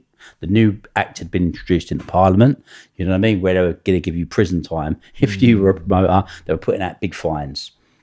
So the events now were going to get bigger, and super clubs were going to be born. So I had a network. I had every drug dealer. I had every distributor. I had them all coming to Genesis. I knew them all. So opportunities put to me, it's like, we got this pill. I said, what is it? He said, it's called a Dove. And I said, okay, right. So let's have a look at it. So he showed me this little ecstasy tablet. It was a clean looking tablet, had a little dove on it. Do you know what I mean? And stuff. It was coated, it was sealed. Never seen a sealed tablet before. And it was embossed as well, because embossment back then you didn't really have, because the tablets would break up easily. So you could see these were professionally made. Anyway, I said, okay. So a price was put to me that I figured could work. And that was the beginning. And the beginning of the Doves for me was basically, I drew together some customers that I knew who would buy wholesale. And back then, the pills used to weigh 0.2 of a gram. So what it worked out to was, so it was like basically 5,000 pills, okay, came to a kilo in weight. So what we used to do was basically, you have to weigh them and put them in parcels of 5,000. So what you do is you put cotton wool at each end, they'd be wrapped over, then they'd be sent up from Holland, right? And basically, they became the first branded pill, the Love Dove, right? So they got introduced into the club scene, and they became more and more and more and more popular. And as they became more and more popular, I had more and more wholesale customers, okay? So I started suddenly now to be a major distributor of the tablets, coupled with the profit margins, because the more I took, the less I paid. And therefore, I was now climbing into an arena of serious drug distribution, okay? Anyway, the pills we ran off, you know, we were doing, I think it started off like 250,000 we were working on a month, and we got down to about 250,000 a week. We were about 1 million a month eventually. Towards How are you getting that many over? They're coming from Holland. The easiest way of transporting pills is usually flowers coming from Holland, or fruit. But the problem with fruit is anything delicate, because these pills break really easily. So basically the market's being used, and various other pieces of traditional transport that you basically use to bring puff over from Holland and other products were just being utilised for the pills, you know? So this was a constant flow of tablets. But then, by pure accident, we had a whole massive batch which actually weren't sealed, they weren't coated. So when they came over, because the key, what used to be was, you used to bag them up, kilo, but we used to put more than a kilo, allowing for breakages. So what happened is you'd have to get someone to count them, because obviously they go into thousands. So we had a whole team of people who would count them, but they should love counting them, because we'd give them the packets of 5 and there might be 50 or 100 over. So they either keep them for themselves or sell them. So they were getting high just touching them. You got it fucking right. So they was like loving it, right? So it wasn't a problem getting people to count them, right? Anyway, a whole batch came over, it wasn't coated, and it was like, fuck. And there was hundreds broken, right? Hundreds in every 5,000 packet. It's like, okay, this is eating profit. So, okay, fuck, what are we going to do with this? So listen, let's see if we can get a capsule to put them in. Anyway, we started off, we went, because them days you didn't have internet really, do you know what I mean, and stuff. This was like early 1990, where you go, so we went to pharmacist and all that, so we've got these clear capsules, so we fucked about with those. Anyway, we couldn't get the clear capsules, so listen, we got these fucking red and black capsules. So it's like, fuck, it's like the fucking guy at the thing, Dennis the Menace, didn't it? The fucking guy at Beano, right? Anyway, so then, there it was, boom, Dennis the Menaces. Wow. The added part of Dennis the Menace was used to put more powder in now. So rather than 0.2, it'll be more. So it gave you a more fucking buzz. And plus the capsule opens quicker than the tablet would. Wow. So that was the birth of the capsule. This is so fascinating for me because I was taking these pills from his consortium at the time, except for I was in probably Quadrant Park, was one of the first big clubs up there. They opened after the Toxtathons. We supplied them up and down the country. Yeah. You know? Yeah. And that was ecstasy. Yeah. You know? Did you dabble in Billy Whiz? In speed? No. No. I didn't, to be honest with you, right? I would never, my culture, I would never take a tablet. You know, had I not been in that scene and saw what people were like and how they saw so much of it. But generally speaking, guys who were on the scene, I was on sound systems, that kind of thing, you know, they smoked weed.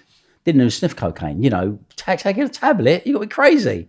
But then I did open a gateway, I must admit, you know, because you're dabbling cocaine, because you're in the centre of it and it comes with a whole party atmosphere and, you know, you're making all this money and it all goes with a champagne Charlie lifestyle that you're living and you're caught in that moment, you know. But so that was the pills, and that was how basically the whole opening came with the super clubs, because of course, as the super clubs, you know, started to merge, then obviously the tablets became more branded. And then after that, what happened was you had more and more people then producing their own tablets here. Do you know what I mean? And as that's how you had problems happening with people like Leah Betts and stuff like that, because tablets being there, they weren't properly medicined and they were causing problems. What was the moment then when you completely stopped being a promoter and went 100% trafficking? I think at that time, I think it was 1991, after the Freedom's Party campaign. And then at that time, I decided it wasn't for me. You know, and people have said to me years and years, like, Andrew, do another Genesis. And I say what Paul McCartney said when they keep asking him to do a Beatles reunion. Sometimes the memory is better than the reality. But it didn't stop me from music. I love music and I wanted to go to a different level. Yeah. So I went to a different level because warehouse parties were capped at 20,000, the biggest ones, the biggest events. But I wanted to do 50, 100,000 people. So the only way I could do that was by going to where I went to the next stage, which where I went to Reggae Sunsplash. You know? Which DJs personally did you prefer to listen to back then, and do you still listen to them now? Back then, because you know, I'd worked with a lot of DJs. You know, when I used to do which was like soul blues. You know, used to have Derek Brolin, God rest his soul. You know, Bobby and Steve Zoo used to play the parties as well in Cattle Estate in Leighton. And then a DJ like the group, Fabio, Groove Rider, really good friends. You know, Kevin, we started together, you know, DJ Hype and stuff. But we used to play Rare Grooves, you know. Wow, what a list, you know. So many. Kenny, he played his first set with Genesis. Mickey Finn, you know, used to play there for us. Reddy Richards, you know, Paul Anderson was amazing. Paul Anderson probably was my favourite DJ, you know, because of electric bits of music and the mixing ability. You know, Trevor plays, you know, good rare grooves, and Norman J, again, you know, a great professor of music, you know. So lots of DJs came after, you see. The thing with me, you understand, was I was born in music. So I was at the hub of this stuff, right? So all the DJs that broke through that scene, I'd seen and I'd worked with them, Cole Cox, the whole lot, from the rare groove scene coming out of that, you know. So because I left the country, okay, because I went abroad, and this next leg of my journey, which I'll tell you about. But, you know, when I left, drum and bass, okay, jungle actually had arrived. So now, you know, these guys turned into drum and bass DJs, do you know what I mean? But they weren't drum and bass DJs when we used to, you know, move together, hang around together, you know, we were in that scene together, you know? And I was away during that period because there was an incident, okay, and I thought it was best to leave the country. Because there were lots of incidents, you know, it wasn't a one-off incident. I remember one. It was a case. It was just like the walls were closing in, like the walls of Jericho. You know, we after the parties we decided we were going to do a ticket company, London Dance Tickets, because at that time everyone wanted to put on parties. And it made sense. We had all the connections, you know, we well danced and everyone was getting, you know, putting their things on. They would all come to us as Genesis because we were the hub people. So, okay, what we'll do is we get ourselves to a ticket shop, you know. So there were some guys, some very well-known brothers in the East End. They had a car front, you know, and we basically took a porter cabin next door to them. And we set up a ticket company, but then, you know, there are lots of events, let's put it like that, you know, that was the police were looking at them very, very strongly, or the people that used to come to see them. And I had numerous occasions. I remember one day I wasn't at home. My uncle had come over from Jamaica. He was in the shower. Police come to the door, jumped over the back fence. I'm looking for a murder investigation. Somehow I'd been, you know, wanted for this murder. Don't even know who was murdered. And cut long story short, my uncle was in the shower. They wouldn't insist. They pulled the shower curtain back on him. Do you know what I mean? Big embarrassment for my mum. These are respectable relatives. Do you know what I mean? And you got police pulling back shower curtain and you naked in the shower. Do you know what I mean? Looking for me, you know. And there were just loads of incidents, but it was getting to the point where sooner or later, one of these incidents would have came on me, you know. So I thought this is a great time. So I thought I need to go, you know, a little bit more quicker than that I needed to go. So I got a friend's passport. And them days used to get what we called one-day passport. It was like a thing, paper thing. So you could get that from the post office, stick your picture in it. You could get out into Europe. So I took his thing. He set the thing for me, put my picture in it. I slipped out to France, stayed at a place called the Hotel California. I was out there for about a month. And I made arrangements to get a good passport sent out to me, a proper one. So I had an ex-girlfriend fly out. So she got that to me and I thought, okay, time to exit. Had people in America, in Miami. So it was a good exit to go. Nice climate. Went there, flew down to Fort Lauderdale. I spent about 3 months there. Kept myself relatively low. And my next destination was Jamaica. And of course, as we say, the road to hell is full of good intentions. What was your mum's thoughts on your success so far? She hated it. She hated it for the mere fact that she thought I was reckless with money and she'd had to work so hard all her life to, you know, to save money. And she thought to herself, you know, no good will come of it if I don't start to take action. Think before I do what I do, you know. And, you know, well, how would a parent feel? How would a parent feel if you were out all night? You've gone from this guy that, you know, is relatively, you know, very self-respectful, stuff like that. You know he's taking drugs because the unlawful time you see him, you don't see him. I'm sure I must have turned the house, you know, when I'm on a downer or on coke. That would have been happened loads of times. You know, you wouldn't want to see that. I wouldn't want to see my child appearing in front of me like that. Going to break your heart, you know. I remember one particular time as well. It was a dangerous one. I used to stay at this place in Bethnal Green. And again, it was in the height of the madness. And some fucking mad parties up. I remember I used to have the strobe light equipment put up there. And one day, it was hilarious because everyone's up there, got a strobe light going, fucking bam, bam, bam, bam, bam at the door. Look through the keyhole, police. It's like, fuck. Everyone's throwing their drugs down the toilet and all that. Anyway, turns out the strobe light, we're on a tower block, is flashing. And a fucking London airport isn't too far. So aeroplanes had to fucking divert, right? Because it thought it was a landing light, right? Anyway, and it was a mad, you know, we were pissed because we threw out perfectly good drugs that day. But, you know, I was in that mad thing, do you know what I mean, and stuff. And my parents were seeing it and thinking, there's no direction. There's just no direction, you know? Did you shield them from how deep you were in it? Of course, but, you know, when police are turning up, because police would turn up at their house, they wouldn't turn up at my house because they didn't know where the fuck I lived. But they would turn up at their house, and it wouldn't be little things. It would be a murder investigation. Do you know what I mean? Not fucking 1, 2, or 3. Did they have a serious conversation with you after that one? How could they? Would I listen? No, I wouldn't listen. You know, and that's the sinful thing about it because these are two of the wisest people that God put on this earth. Yeah. You know, I used to call my mum Ma Baker. Right, because she was on the edge, you know, and big gangsters, gangsters from the East End would sit and ask her cancel, wow. You know, that's serious stuff. They would ask her cancel, you know. So me doing what I'd done, as I said, it was reckless, you know. And again, I'm going to keep putting this out there. At the time, it was great. I was having fun. But listen, this stuff destroyed thousands of lives. People who got stuck on drugs, who couldn't come off of drugs.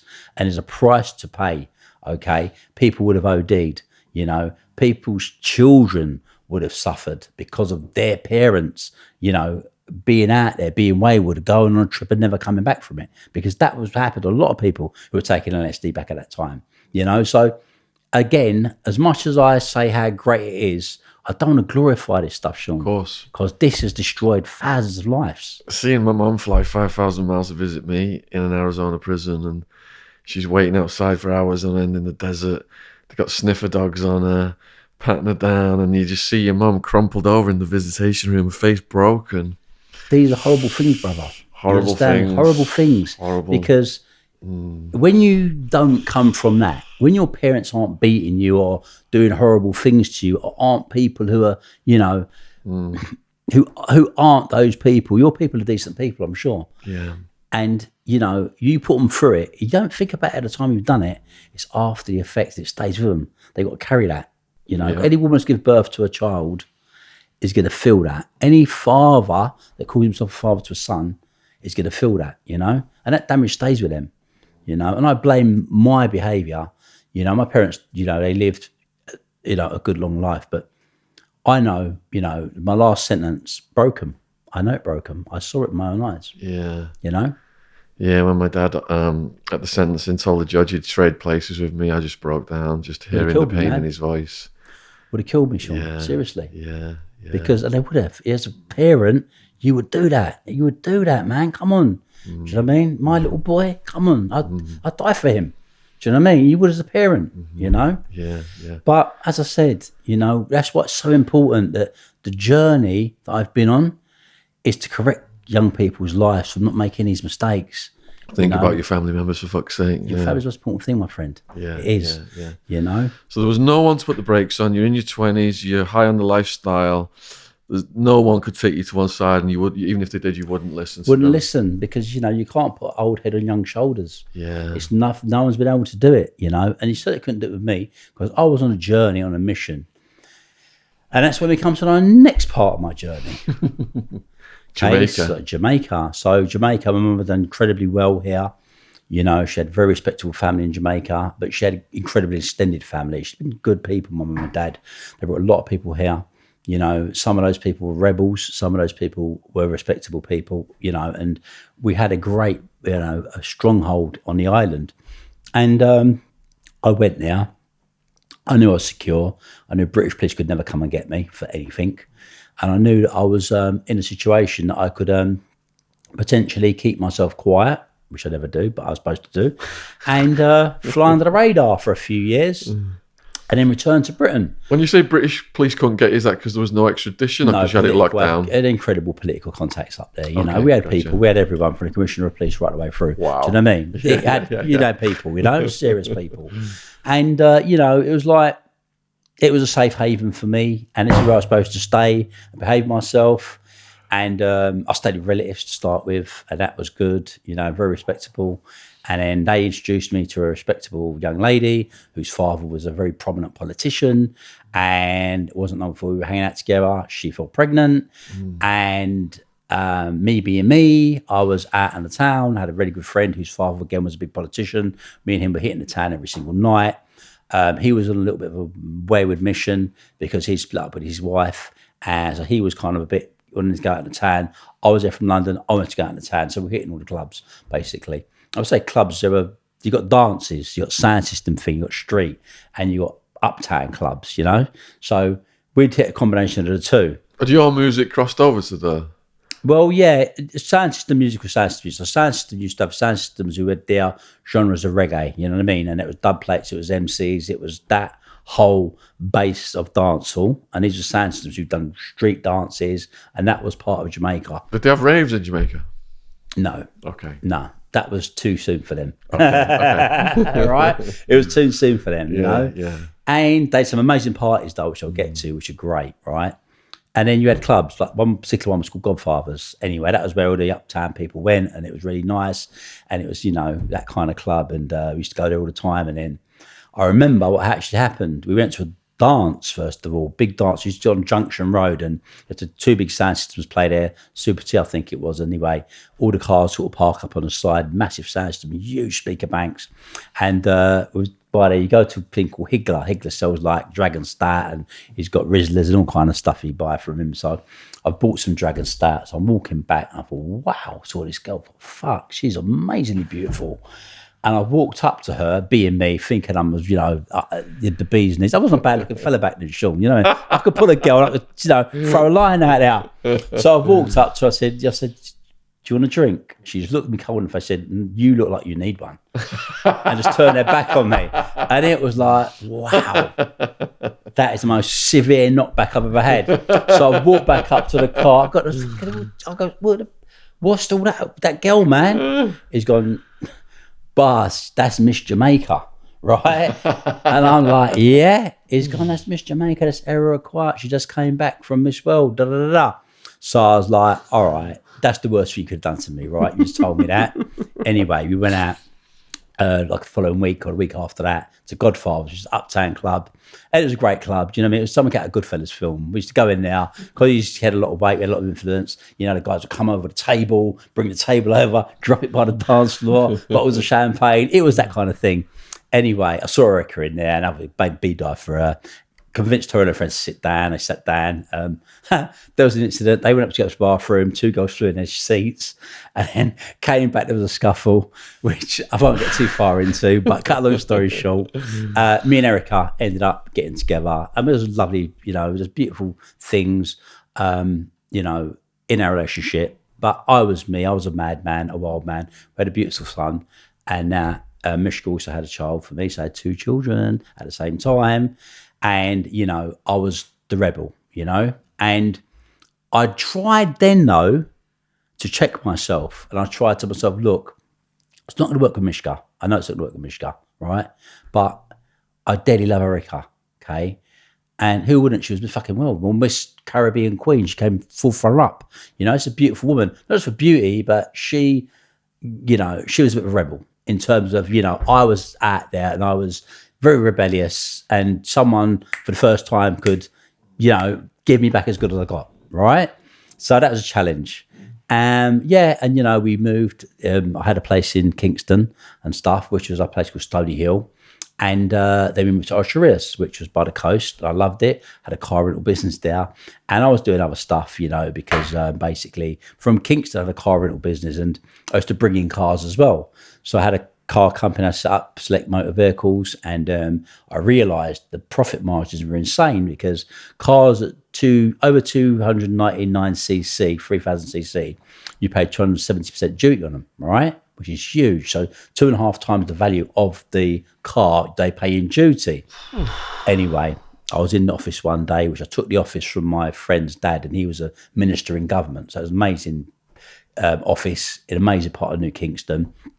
And the cleaning lady came one day and said, Mr. Andrew, she's called Mr. Andrews. Mr. Andrews said, my son's a broker. He works on the wharf. And, if you just talk to him about the cars. Anyway, I thought, why not? So I spoke to him and he said, look, I can probably get you these cars in, do you know what I mean, without the duty or very little duty. And it was like, light bulb went on. I spoke to people down here. I said, listen, this is the coup. What you do is when you send me the cars, turn the clocks up. Put them through the roof, I can bring them back down, put 4 old tyres on them, take off the pedals, put some old shitty pedals on there, right?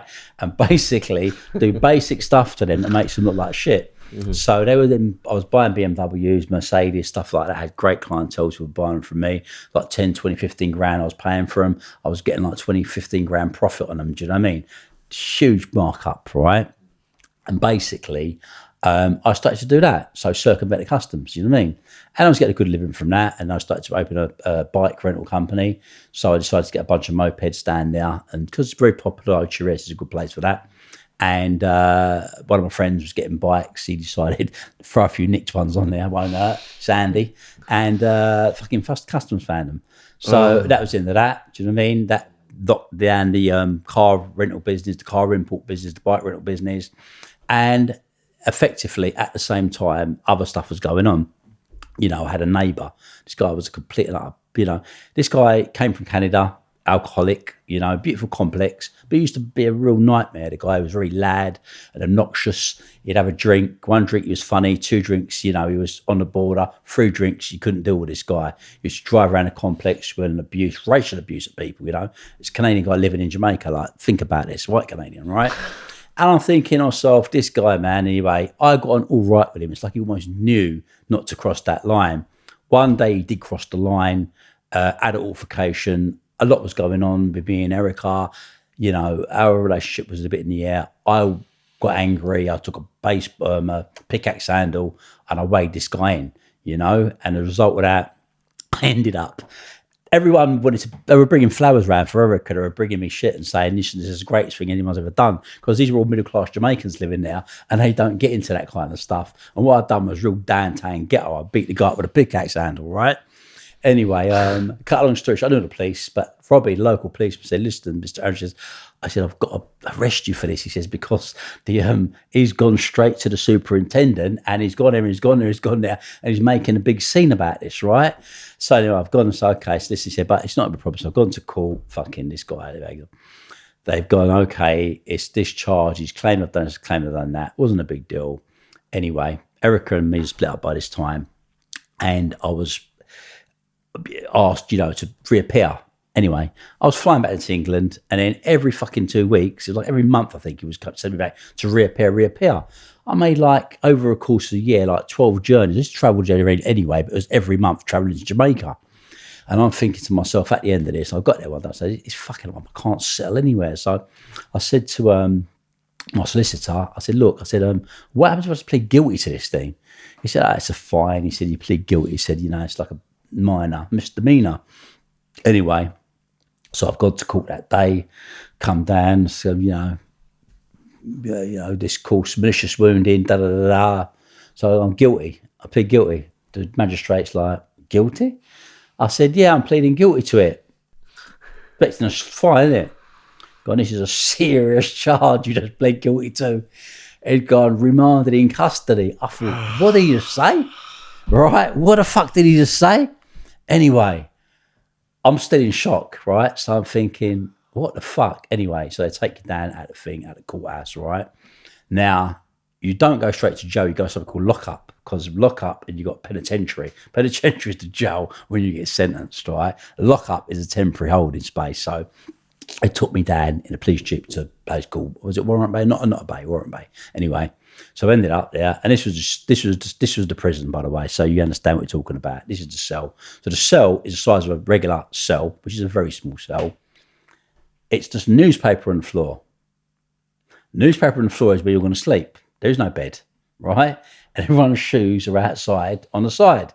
Then you've got a grill and another grill, and then everyone is sitting in there, and it's hot. I mean, really fucking hot, right? And you're sitting there with 12 sweaty people. Right, okay, yeah. Some of them vagrants who's been on the street begging. Some of them done a murder or some shit. It's just a mad mixed pot, anyway. So I'm in this thing, I'm suffering this thing, but watching some ingenious stuff. I mean, these guys are amazing. I mean, to mosquito repellent, they used to get a piece of toilet paper, yeah, and wrap it up really, really, really fine so that you've got that, and then light it, and then the smoke would work as a repellent against the mosquitoes. And I remember boiling coffee. What it used to do is get a plastic, like a little plastic bottle. You had your soft drinks in, but they put water in it and put a piece of string and lifted it and then get the lighter underneath it. Now, I didn't realise, but if you light the lighter under that plastic bottle, as long as the water's in it, it won't burn. All that will happen is the water will boil. Amazing stuff. So that's great, but that's fucking fine. But now, let's get serious. Anyway, they had a thing next door to it, and this is where you shower and you shit, right? In very, simple terms, the toilet was caked with shit like this. People were standing up to shit, right? And you're talking about the shower was a hole in the fucking wall. Anyway, so not very nice, to put it faintly. Anyway, luckily I had someone come to me every day, bring food, get Bucktucky, eat food and all that. Otherwise you're eating fish head and rice, which I didn't really fancy eating fish head and rice.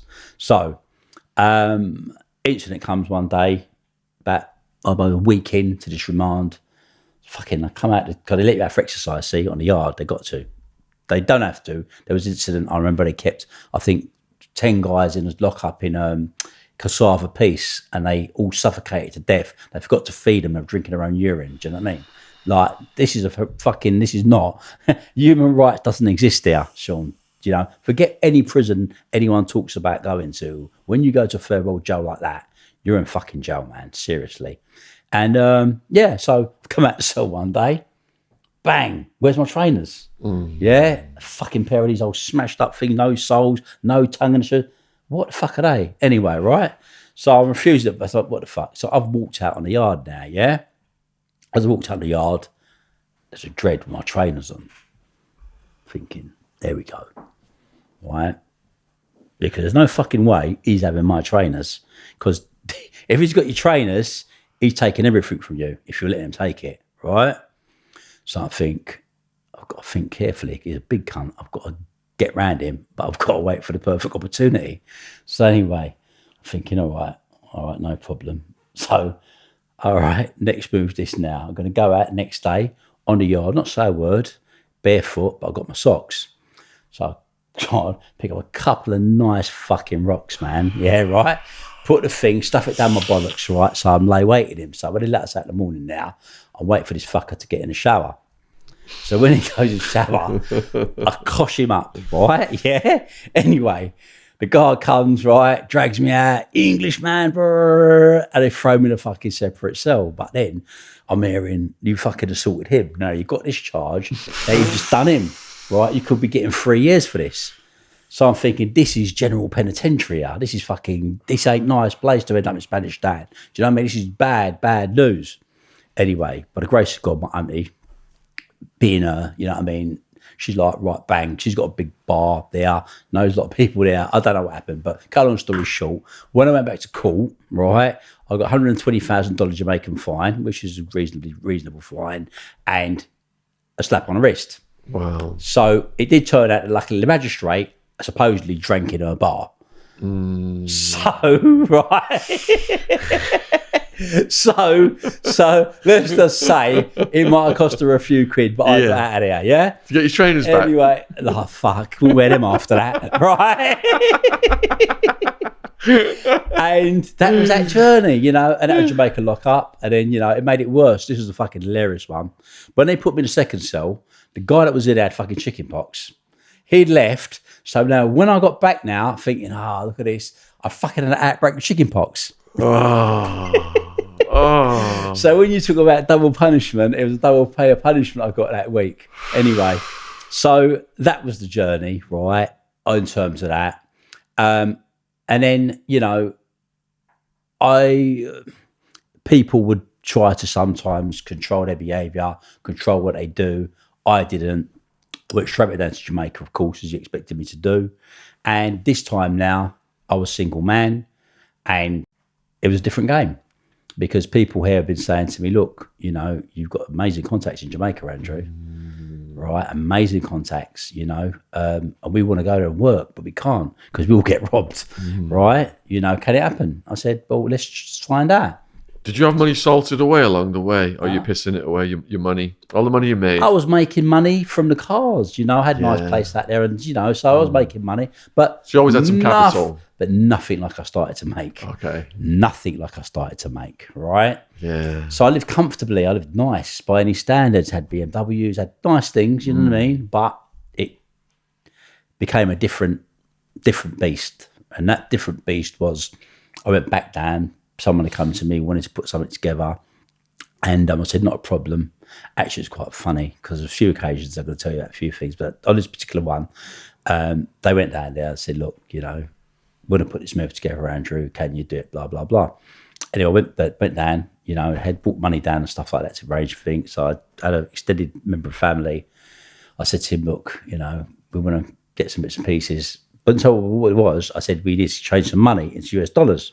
Because they said they had someone now with a contact, which is all bullshit. It was basically a con. Anyway, he then said to me, okay, so he changed up all the money and said, listen, what are you doing, Andrew?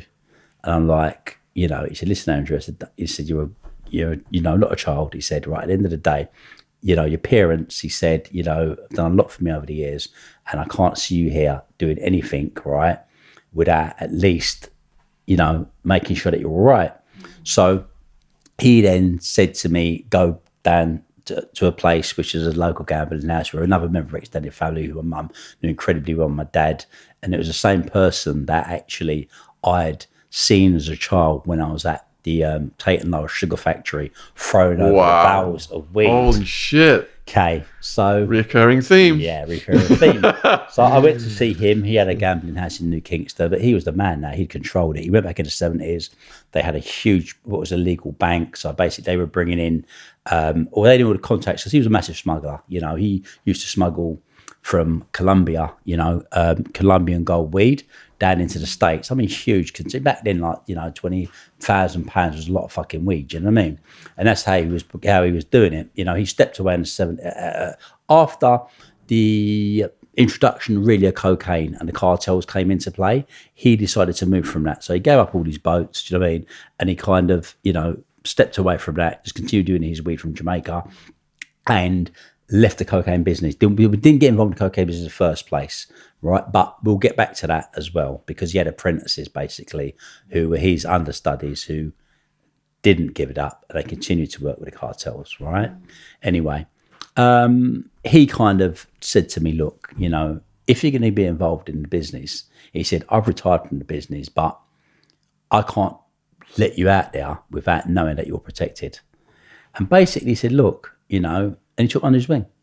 And he opened the door to me. Like, he was a senior member of the Eastern Caribbean cartel. You know, this guy set shit up you couldn't even imagine. You know, he ran a legal bank, and the legal bank basically, you know, was where they knew so many connections with so many different, you know, people who were heavy players in the industry, and you know, come and getting all this money in Canada, all this money in America, all this money in England, and they were bringing it back to the island. They had to transfer it back in Jamaican dollars because these guys were Jamaicans and they wanted big, massive houses and all their stuff. So he realised, as a very astute businessman, he had the connection to the business world. Those guys who had factories and they needed to get their, you know, various, you know, stuff from America and from Britain and from different parts of the world who needed foreign currency to do it. So he could couple it that the drug guys could exchange and he could be in the middle. So he created his own bank. Wow. Very clever man. And he was there, but he had every doorway, every connection. And anyway, he introduced me to a number of people. One of the people he introduced me was a guy called Blacker Dooch. Blacker, he was what they call a Don. And a Don basically is a person that controls a constituency or an area. There's a politician in every area, but there's a Don as well. And the place he was based from was called Jonestown, which is a place which borders a place called Jungle in downtown Kingston, a dominant PMP area. There are different areas. There's Matches Lane, which is PMP. There's Tivoli Garden, which is GLP. They're politically run, basically, you know. And Blacker, PMP were in power at the time. And opportunities came up. And Blacker was my...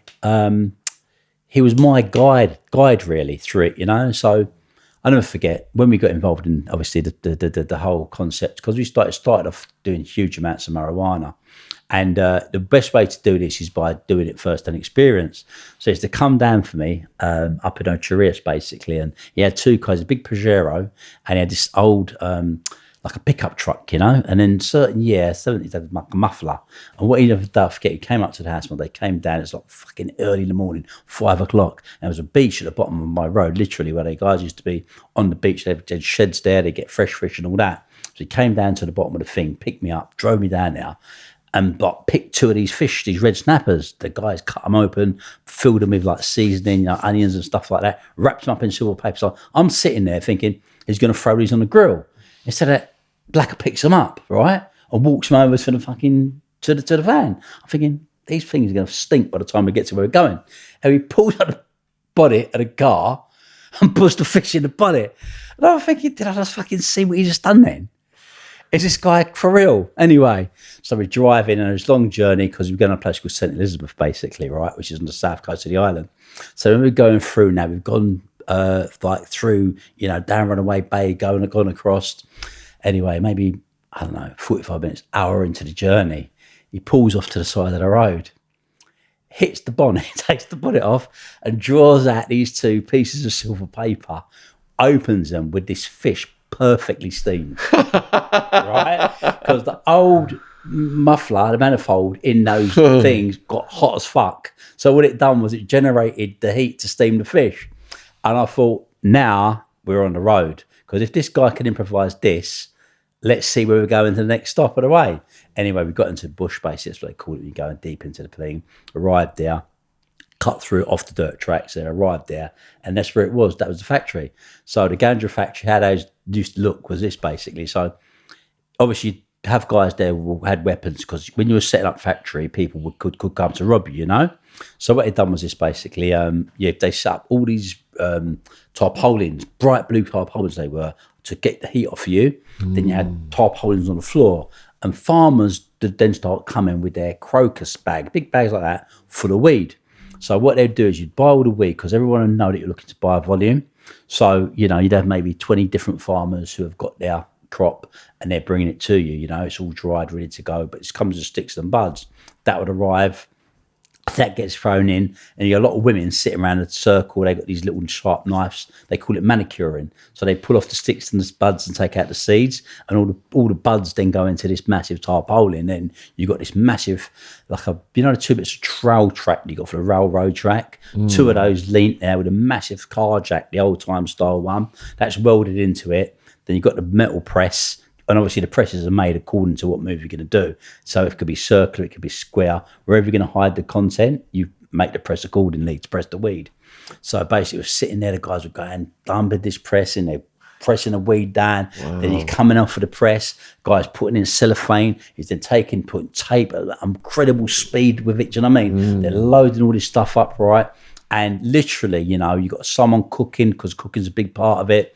And then you got, you know, you're cooking all kinds of stuff and that, you know what I mean? You got chicken on there burning and stuff. And everyone now is just, do you know what I mean? Working, I mean, the hot sun, and you're working. Because when you set up a camp, if you've got to say 3, 4, 5, 6,000 pound of weed to prepare, that's a lot of work, Shaun. I mean, that's shitloads, right?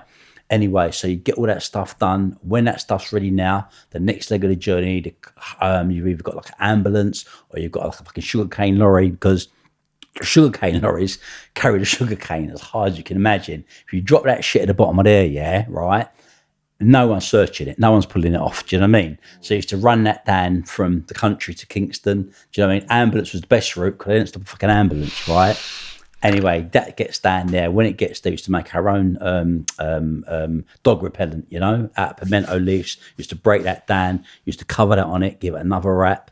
Then we'd have a secure place. And then methods we had, you know, were different. We had the wolf. We could take off the back containers of the door. So we used to have stuff on there we knew was coming to England. And we'd have, you know, someone worked in that specific place. Do you know what I mean? So what we'd do is, because it was already sealed, a lot of the containers, we had a way we could get them to move the container to a different part of the wharf. And they used to go in with a forklift, drop the forklift under the 2 doors and lift the doors off without breaking the seal. Wow. Got it? So then we put the shit on there, right, and put the fucking seal back. I don't mean we done shit you couldn't believe. We had one called a sardine.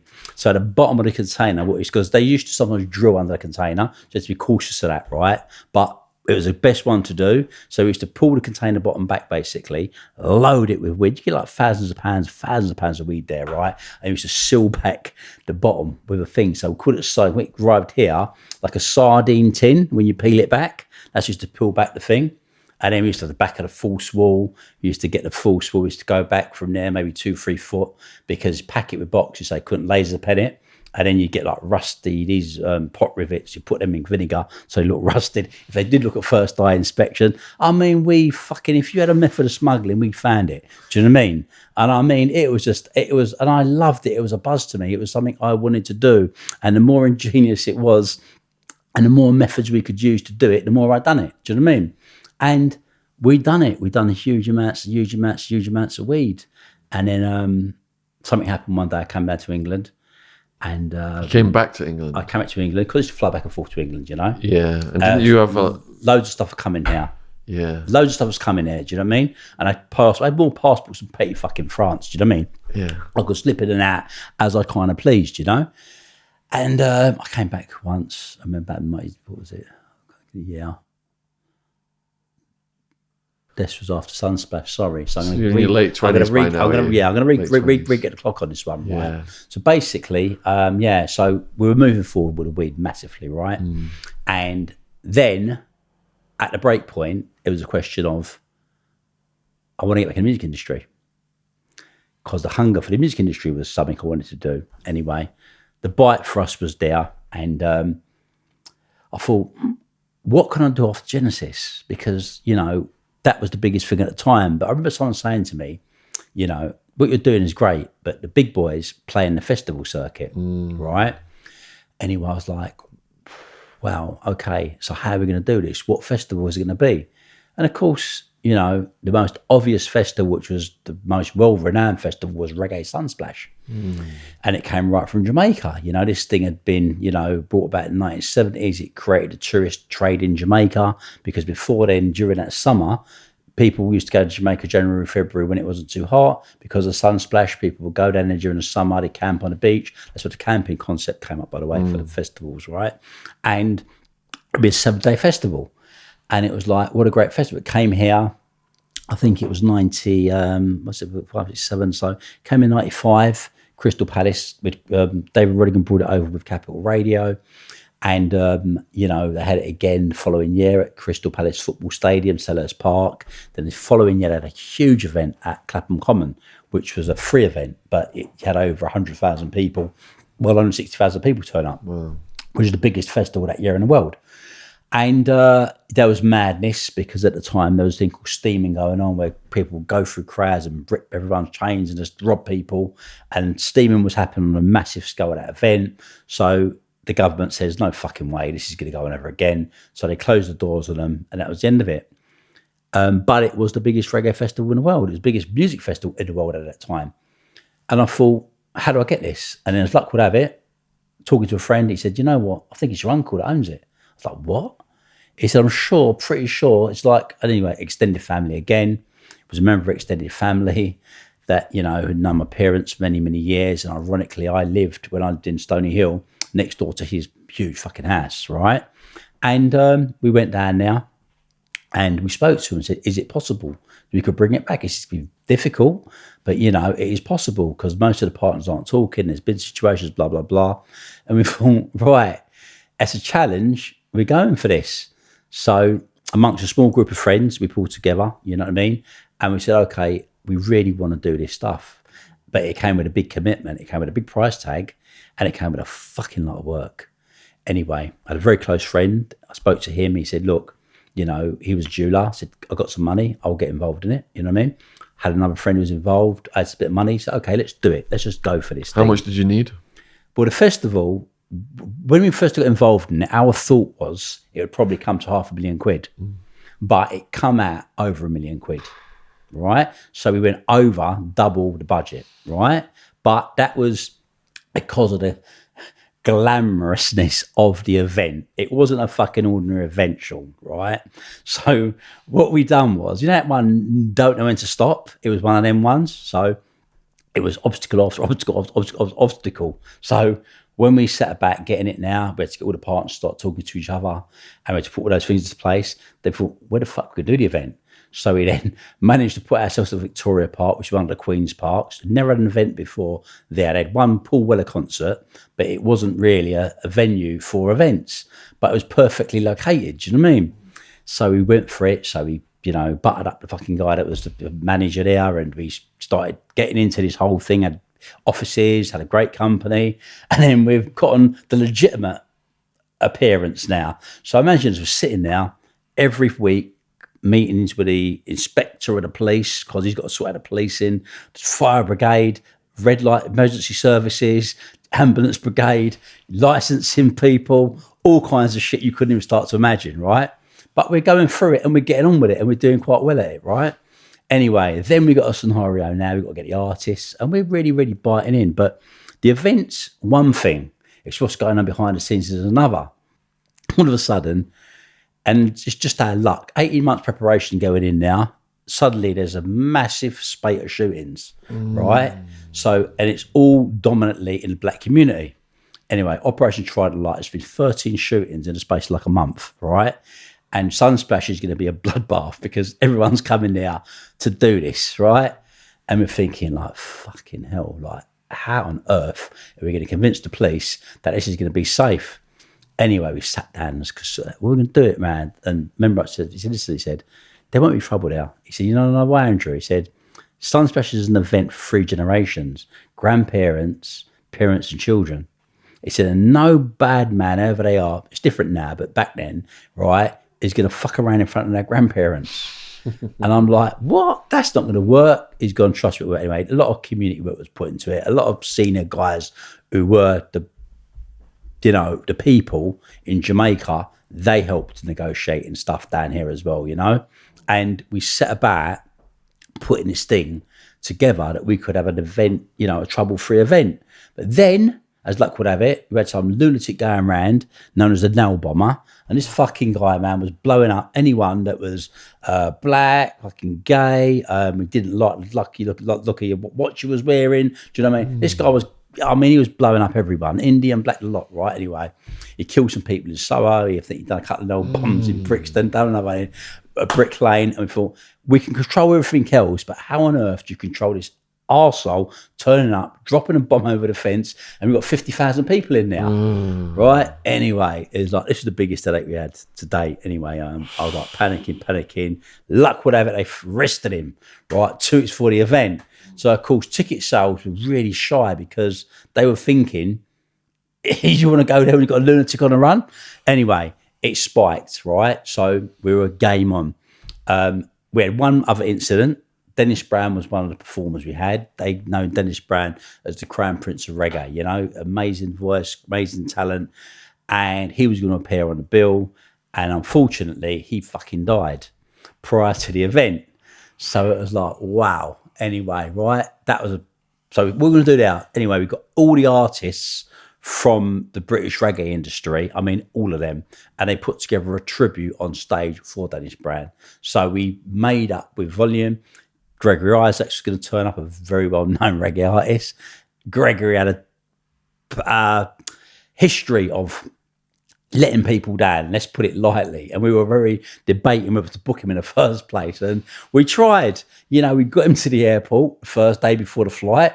Then he started complaining. He had a club class ticket, went to sit in first class. So he didn't go on that flight. We got my first class ticket for the second day. And Jimmy Cliff's daughter, we said, listen, Dessa, look after him. Don't let him out of your sight, right? Anyway, I'll never forget, right? So he's in Jamaica, he's in there, right? He's at the airport, everything's lovely. He said, you got to go to the toilet. He's gone to the toilet, he disappeared. Right? The plane was on the tarmac, delayed for 45 minutes while I waited for Gregory Rice. There was a whole plane, 300 passengers sitting on the tarmac waiting for one person, right? Eventually they had to fly, take off, they come, he didn't turn up, right? But besides that, we had Wycliffe Shaun, who was the headline act, And that itself was quite funny because, Wycliffe, he played a great set. And it was great as hip-hop set, And it was funny because Glastonbury have never, ever had an act headline them, but, a rock or pop and a pop act. And the following year, he got Jay-Z to headline. So Glastonbury actually picked up on what we started, And then, the event was good. Festivals work on this basis, Shaun. The first year, you're going to lose some money. The second year, you try to break even. And the third year, you start making serious money because it's a sponsorship thing. So sponsors won't touch you in the first year. They don't need to do the event. By the you've done it in the first year, come second year, you get some sponsorship. By the third year, you get serious headline sponsorship. And then after that, you're laughing.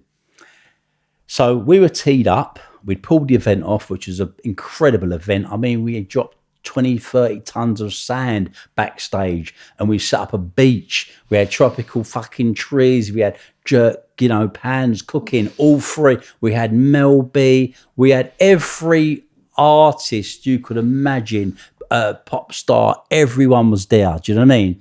And it was the event. You know what I mean? We pulled this magnificent thing off, right? And it was it. All we had to do was just stabilise the ship, prepare ourselves for the following year, and we were laughing. And then, lo and behold, I'm at home one day, knock at the door, fucking bang, police come from my door. I was like, what the fuck's this? Anyway, investigating stolen motor vehicles. I'm like, what? Anyway, what we were doing was basically someone would come to the office, they'd been involved in a car ring racket. We actually, legitimately, were sending vehicles and buying vehicles to send them up, to Jamaica, legitimately. Anyway, but I would say legitimately, they were being disassembled and going to be reassembled when we got them there, right? Anyway, one of them we'd bought from this guy. One of them was a ringer, right? Anyway, he'd been involved in a series of ringer cars, but it gets better than that, right? So they'd had the officer under surveillance, him coming and going, and now they said must be involved in the ringing racket. And then fucking, as bad luck would have it, even worse, I had a massive Mercedes on my drive, right? Yeah, which they'd had there anyway. And we was driving down Wycliffe in this Mercedes, by the way, right? This is what Wycliffe was driving around in, right? Anyway, turns out it was a ringer as well. So a ringer on my drive. Anyway, I was like, fuck. Anyway, so arrested me, took me to the station, fucking, that was it. So they want paper trails, blah, blah, blah, rah. Anyway, it came down to it. I was sitting down thinking, this is fucking all I need. I'm probably going to get off of this, but this is just going to fucking trash Sunsplash. What licensing board is going to touch me, even thinking I'm involved in this, right? Anyway, time was beating on. And like these fucking policemen, it was like they're taking ages. So then I get a call to say, oh, look, they're going to give a bail date, but then bail, remember, right? They're going to reset a bail date. Anyway, the bail date comes and like, boom. And then I phone them the day before because they've messed me around twice now. And I go to him, are we going? He said, no. He said, we're not going to, he said, be there tomorrow because we're up in Southampton or somewhere. But what we'll do is we'll send a re-bail for you in the post. So, okay, I put the phone down. Hold on, re-bail. You just released me from bail. Cold weather, October, Jamaica, here I come. There we go. So back in Jamaica, old road, do you know what I mean? Back to smuggling. Bam, bam, bam, bam, bam. Do you know what I mean? Floodgates are open and I'm sitting back enjoying it. Do you know what I mean? Did you have to take a hit on everything you'd invested in the festival? Yeah, but you know what it was? The big scheme of it, right? What the saddest thing was, whatever we invested it, we would have got back 10, 20, 30 fold. Yeah. Because we were about to walk into an arena, the biggest and the only urban music festival in Europe. We would have outgrown Glastonbury in 5 years. We would have outgrown them. It was a no-brainer. Do you know what I mean? It was a no-brainer because we were first to market with something which no one thought was possible. And that hurt me the most. Do you think that would have prevented you from going back to criminality? It would have. I think that could have done it because they're doing so much money made from that. I mean, Glastonbury, like, if you look at their returns, like, I think they made, they do one festival a year. They do a smaller one as well. But if you look at the returns, you can look at them in the company's house, £41 million, Jeez. £21 million in management fees. Wow. That's every year. That can, that's life-changing money. Yeah. You can retire for that money, Yeah. Anyway, that didn't happen. So, might though. It just might happen next year. Who knows? Who knows what's on the cards, eh? I'm here now, aren't I? So what was your new business idea in Jamaica? So, news in Jamaica was what I knew, smoking. Yeah. And I decided it's time to go back to it. So, we started hitting hard. Do you know what I mean? And, floodgates were open, pumping stuff through. It was good this time. They had such restriction on me, so I could move back and forth quite freely. I invested in a club here and a few other bits and pieces.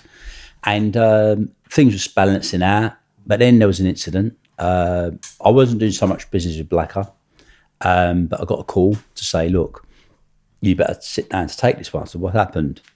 Turned out Blacker, he was very well-respected guy and very respected by politicians and stuff like that, and he had to go and speak to a guy who was a don, a guy called Willie Huggett, who used to run Black Roses, and he went down there with another don guy called Bunny to talk to him about something. The guys were sitting on the pavement talking.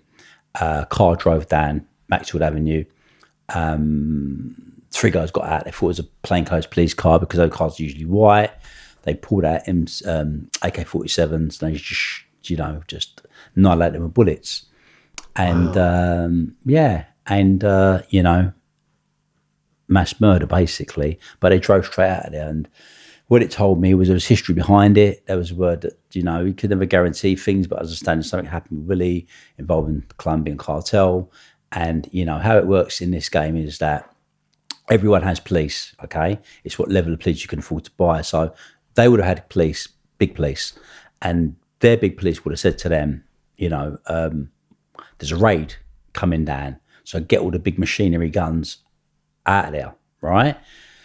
So the intelligence he would have got, because for that car to have gone in and done that and come out without looking like a cheese grate with bullets, because it would have been, believe me, right, meant that they were told something, that something was happening, and they would have took all the machinery out of that constituency. And that could have only come from a higher level police. And the only person who would have that would have been a cartel. So the Colombians would have obviously paid whoever they had, said, right, send this intelligence down the line, because by the time it gets to their superintendent or deputy commissioner, wherever he's going to sit, wherever they got, he's going to believe there's a raid. He's going to get information. They're going to clear the place out so they can come in and come out, just a car areas, do what they've got to do and leave. And it happened. They were shot to pieces, horrendous, But I had to check myself. I would have been there. I would have been there. I would have been on that meet. Was that because the debt hadn't been paid or a shipment had been lost? The understanding was, you hear lots of different rumours. The understanding was that Willie's sister was going out with a Colombian cartel member. Again, you don't know if it's true or not, but apparently she saw lots and lots of money coming from there. And, they set them up to get them robbed. And they did rob the cartel, and they took lots of money, took it back to Jamaica. I mean, huge amounts of money. Took them not millions, tens of millions of dollars there, right? And they were good in Jamaica. They thought they were good in Jamaica. From what I heard, they caught up with her. They gave her a Colombian necktie. So these are serious fucking cartel we're talking about. There are only two cartels really operating. And, and then I guess this was their final payback, What year was that? I think that would have been in, what year did Blacker die? 1990. So that would have been about 2000 and, that would have been 2002. Okay. 2002 approximately. 2001, 2002. Yeah, 2001, 2002 that would have been, So it was something hard. Something just happened in 1999, It was just recovering from that. We'd made money, and continued, and that was that. And when it happened, it was a reality check to me. But in that business, that's the business. If you're in that business, this stuff happens all the time. It happens to people that are close to you. Sometimes,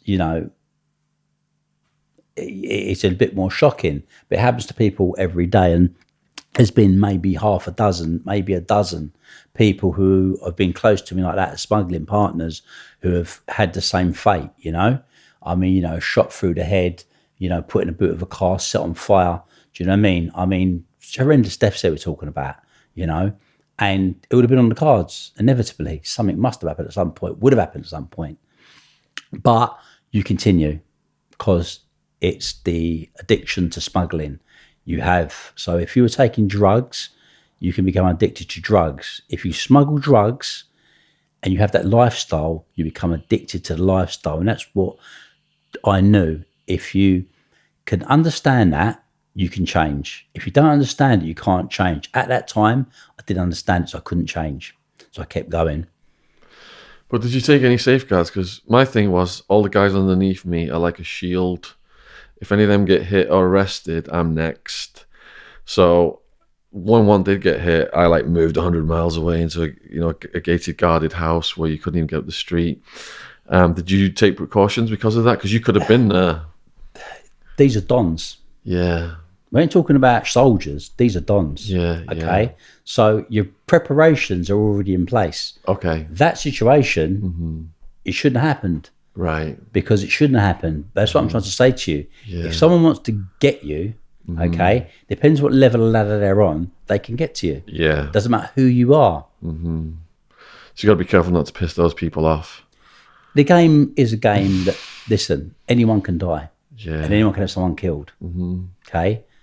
The only thing is you can do it to someone, make sure you succeed. The worst thing you can do is do it and you don't succeed.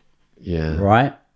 Now, you know, you continue, you keep going, you know, and I continued, I kept going, you know, and where it became a different ball game was when I did think I was invincible. Because Even in your 30s, you're still thinking that. absolutely. Well, it got better because it went from throwing stuff on containers and paying, you know, world customs officers to clear goods for you to a different ball game. Because now we've realised and established where we went, the golden goose arrived. And the golden goose came to me in the form of, we can give you a whole team of UK customs officers. Wow. Okay. And it's like you hear about these things and you think, well, you know, it can't be real. This is Britain. This can't happen. This can't happen. Anyway, the offer was put forward that they had a whole team of customs officers for £1 million a box. They would clear any container we wanted through the wharf. How's a deal like that brokered? It's brokered through, always takes a middleman. It takes someone usually who's connected, and they usually come in the form of a former military person or a former, you know, official. And this particular individual, he was, I won't get too far into it because it could, you know, become too recognisable, but he was actually given a job as head of anti-corruption for customs. And what it's a ghost unit. So he worked as a ghost unit. His job basically was one of these secret, because every little secret units, 5 or 6 people working them, and they basically supposed to go around flashing out corruption, the police and the customs, right? But what he actually done was he was set upon them, right? He got loads of evidence on them, basically, what they was up to. And he just went and was, listen, this is the choice.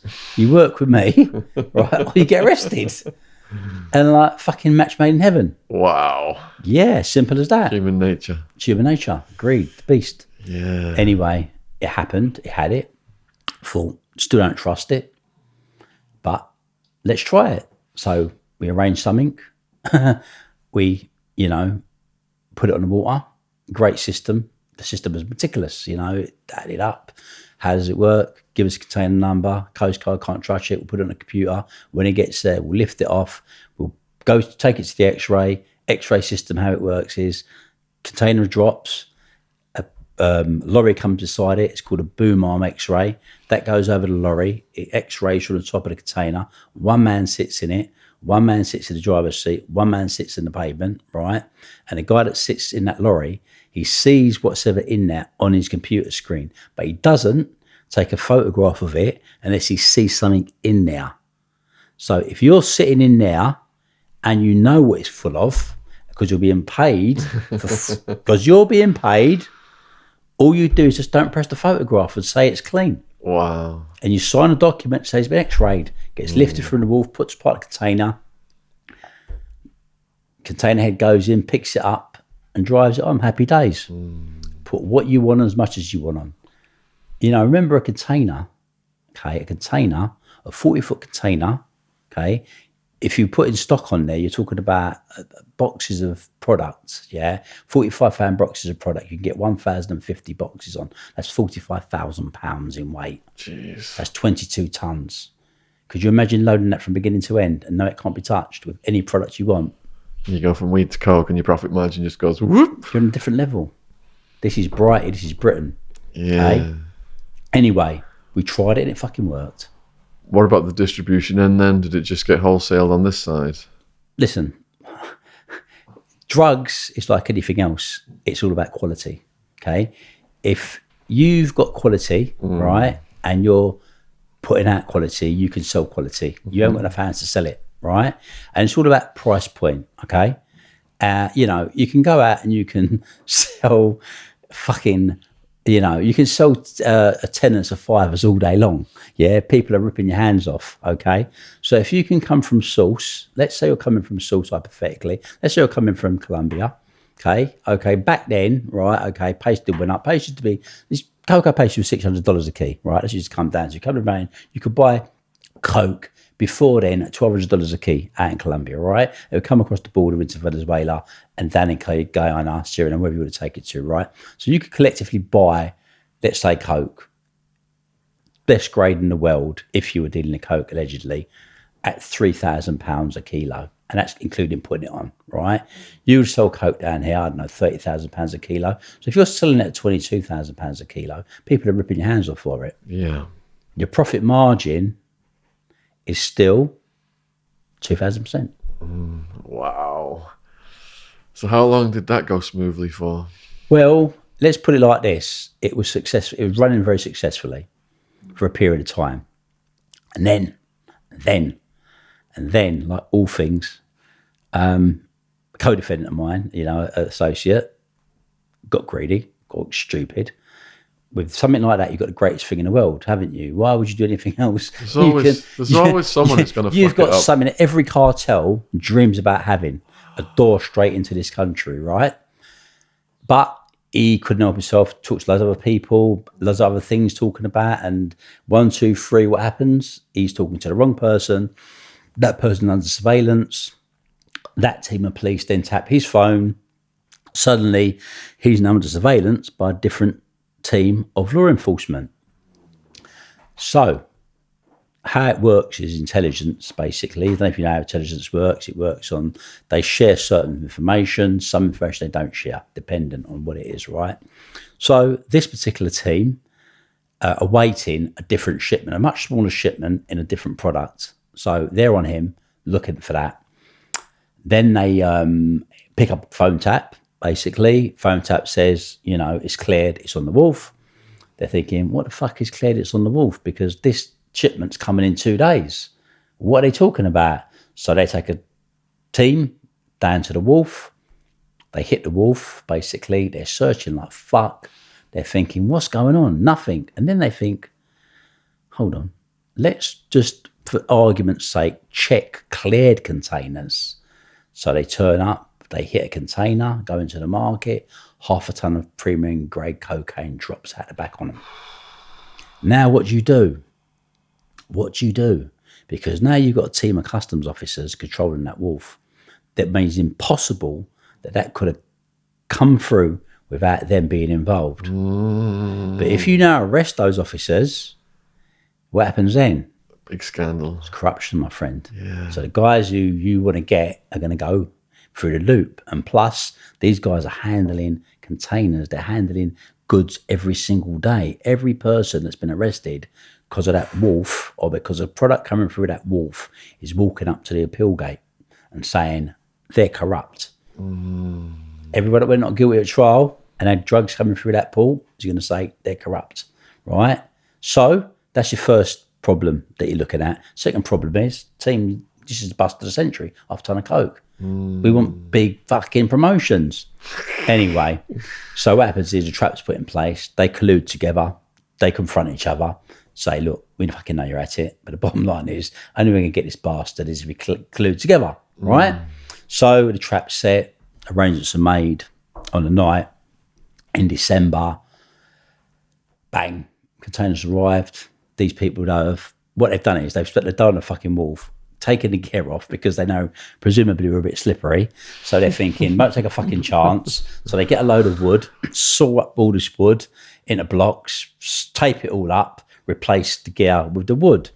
Anyway, fucking, it arrives at the market, night at the market, and chaos at the market because, you know, people, one person's trying to be clever, trying to steal fucking gear out the bag. You know what I mean? After you're getting all this money, you're still trying to steal from your friends. Idiot, you know, you've cut a fucking bag. You must realise you just touched a block of wood. Do you know what I mean? And something's wrong. Anyway, cut a long story short, everyone's arrested, sacrimoniously, bang. We're all down, marched off now to Wandsworth, 7-handed. Big case, do you know what I mean? So I fucking arrive anyway. I'm thinking, oh my God. Before I get to Wandsworth, it's Customs House, which is a new MI5 building, I think, right? So they drive you under, take you, put your cell. Anyway, so I'm sitting in there thinking, fucking hell, this is a problem, you know? Problem, anyway. Call the solicitor, must come in the next morning. He turns up, look at him, I say, look, he said, don't even tell me, so I'm sipping all over the news. He said, well, just don't say a living word in there. He said, because this place is bugged to fuck. So I think, okay, so we arrive at Wandsworth, get to Wandsworth, right, I'm fucking thinking to myself, oh my God, because we go to Magistrates first of all, Horseferry Lane. What's it Magistrates called? Westminster. And then fully officially charged, 582 kilos coke, Big problem. Anyway, get to Wandsworth. He's sitting there. I said, listen, we got to get out of this because this is corruption. He said, look, as long as you've got a hole in your arse, not getting out of this one, they've joined ranks on you and you're not going to be believed. So I'm thinking, how the fuck we get out of this one? And it's a big problem now. So as time's going, we're in Wandsworth. We're, as the co-defendants, trying to work out what direction can this go, because we're pretty fucked. You know what I mean? Anyway, and the drivers are shitting themselves, remember, because you've got drivers, you've got all kinds of people at different levels. So I'm thinking someone's going to get a fucking dealer in a minute, and I'm finished. Anyway, it's like, we'll have it, right? Marching along the fucking thing, I get a message from Wandsworth. Listen, the officer in the case is up for a deal. I'm thinking, what? Anyway, something called PII. It's called Public Interest Immunity. And I'll show you what their documents look like in a minute. And what it is basically, it's intelligence, how intelligence is created, intelligence is shared. So what happens is, they create a thing and it says different levels, B1, A1, different things. It says if it's an informant, if it's surveillance, whatever it is. And they pick these things up and they put details like Pritchard has imported XYZ from so-and-so, he's in contact with that person, Smith has, planning this, or so-and-so's got this. Anyway, one of those magical bits of paper says that one of my co-defendants has got £9 million in euros and dollars in the boot of his car. Anyway, greed, my friend, right? So the officers, some officers in that team, right, okay, are now looking at this document and thinking, those fuckers at the wharf have had theirs. It's time to get ours. So, serious, God is in heaven, it's put forward, listen, they want £250,000. Okay, what do we get for £250,000? Well, £250,000, right, will get you all the public interest immunity that they've got on you. So I'm thinking, okay, whatever it is, it sounds fucking good, but I still don't trust these cunts. So let me find out what it is they want. Anyway, I've got a phone in my cell. I'm communicating by phone, and I say, right, I want proof. I want some proof. I want something, right, to know that fucking, this is worthwhile, this kind of money, right? This ain't tuppence halfpenny here. This is serious money. Anyway, it goes, okay, make an arrangement. I'm going to get something delivered to someone, and you'll be able to justify what it is. Okay, anyway, following night, I'm anxious. This said, yeah, I fucking got this thing. It was out in my front garden. What is it? He said, it's a fucking street door key. I said, which where's street door fucking key? He says, envelope street door key, and I'm like, a street door fucking key? Are you joking? What the fuck is a street door key? Anyway, so I called the guy, look, the fuck are you doing, man? There's a fucking street door key you've dropped there. He's gone, no, he said, ask your co-defendant, right? He said, you're in with him, to get someone to take it to his house and try his street door. I said, what? Anyway, arranged that to happen. Fucking opens the street door. But guess what? That street door key was confiscated. It was the evidence bag. So they've got access to the evidence bags. So they've got access to the case. So it was, okay, let's do it. Anyway, it was arranged, basically these fuckers, they went there to Customs House, stole out every drop of PII paper there was in the whole fucking thing, took it to a hotel room, photocopied the whole fucking lot, and then it was my aim now to get the stuff to me because I'm in prison. Anyway, payment was made. So, we had access to different things. We were doing moodies. What we were doing was we were had a false stamp made. Back then you used to have a comment called Rule 39. And Rule 39 meant that they couldn't open the letters, yeah? So I went to the rubber stamp place, had a Rule 39 solicitor's rule stamp made, and then what I was doing is I was getting my friend to post them into me. So ironically, the screws, and they can't open legal paperwork, the screws were delivering me to my door the fucking PII papers, right? That was amusing, right? Anyway, so I'm going through these papers, I'm thinking, Jesus Christ, these fucking papers, man. Because it's just saying I'm guilty as fuck, and it's worse, and it's worse, and it's worse. And I'm thinking, what on earth can I do with this? Anyway, I can't tell my barrister, can't tell my lawyer, can't tell anyone because PII is only seen by the judge, prosecutor, and the people that make it. So I'm playing my head thinking I've got to find out. So I'm going into the prison library, reading the Archibald, trying to do my best. I'm asking little sneaky questions to my solicitor. I can't let him know. Anyway, I'm figuring in my head, trial's coming up, Shaun, the trial's on me, right? Thinking, well, hold on, it's a PII document. It says the only people that can see this document are these 3 people. So the jury can't see these papers. So they can never see what's on them. There comes the grand finale. I take one of the papers in my jacket pocket, in a court. Mr. Pritchard's giving evidence. Prosecutor comes at me. Mr. Pritchard, you're trying to tell me you're smuggling cigars. Of course, cigars, remember, were perfectly shaped boxes, the same size as the blocks of wood they've just cut up, right?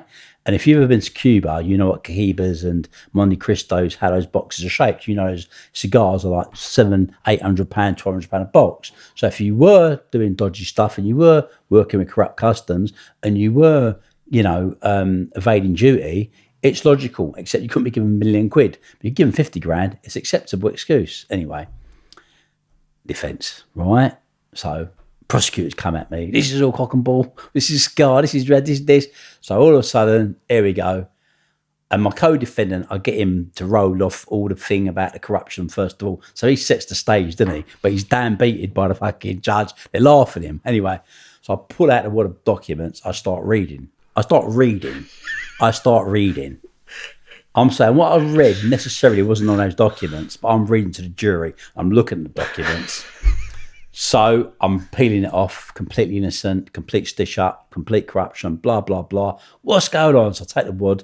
I walk up to the judge. They said I threw him at the judge. I didn't throw him at the judge, right?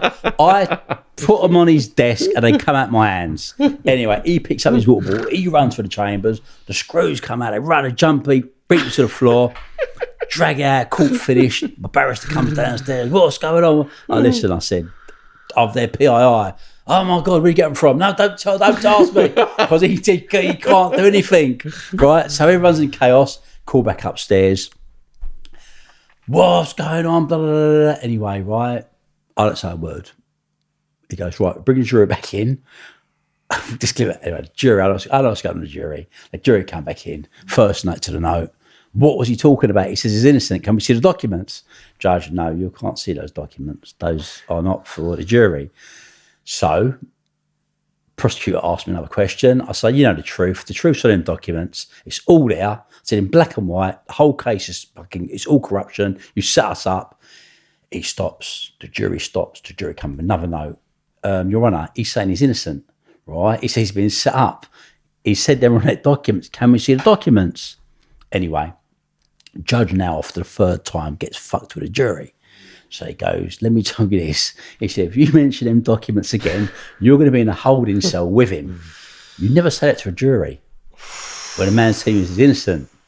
Anyway, so the prosecutor's fucking frustrated because every time he's asking me a question, I'm telling him, look at the document, right? And he knows he's stumbled. Anyway, case is closed up, right? Jury's gone out to deliberate. 20 minutes later, they come back in. Bang, I'm thinking, fuck, that's a quick decision. That's got to be guilty anyway. They've gone bang, 3 drivers not guilty. They've all gone home. Thought, wait, that's some guy anyway. Gone back in now, 2 days, deliberating, come back again, another answer, bang, my other co-defendant's gone. Anyway, I'm thinking, this looks like a full fucking ass here. So we've come back again, they've deliberated another day, they've come back. They said, look, we just hung. We just can't decide on these two. We just don't know what to do. Anyway, I'm thinking, Jesus Christ, I've got this, because they've all gone home. And the rules are this: when they got home, you can blame shit on them. It's not a problem. They're at home in their bed, they don't give a fuck, right? So I'm thinking, we've definitely got out of this one, right? Anyway, so I was thinking, sweet. Anyway, we go back, never forget the night. It's Christmas. Gone back to the cell.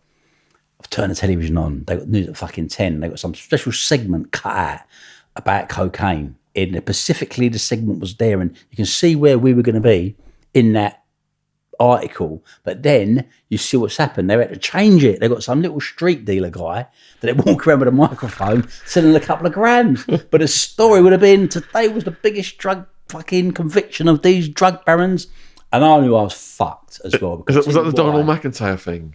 We'll get to that one in a minute, right? So basically, I knew I would have been fucked because at one stage, when I was doing all the madness with the thing, the fucking judge pointed at my barrister, right? Took the jury out of the room and said, right, would you tell me who is making you ask these kind of questions to the customs? Because he's attacking witnesses, right? Which is unheard of. So he's gone, is it Mr. Pritchard? And he's gone, I'm taking instructions from my client, Your Honour. He makes me stand up, the fucking judge, in a thing, looks at it and goes, okay, Mr. Pritchard, I just want to make sure of that. Anyway, when I go back the stairs, I say to my barrister, listen, he said, you're going to get, he said, a minimum of 35 years if you're found guilty. I said, to be honest with you, I said, I thought I would have got at least fucking 40 with them documents, right? I'm putting a brave face on it, right? But you got to in a situation like that. Anyway, bang, you know, we were fucking hung jury. We're going to get retried. I'm thinking, well, we must have a little angle here. Must have been about January. Get a phone call from my missus. She says, look, she said, I've got a phone call from a film production company. I said, what? They do some documentary called McIntyre's Underworld.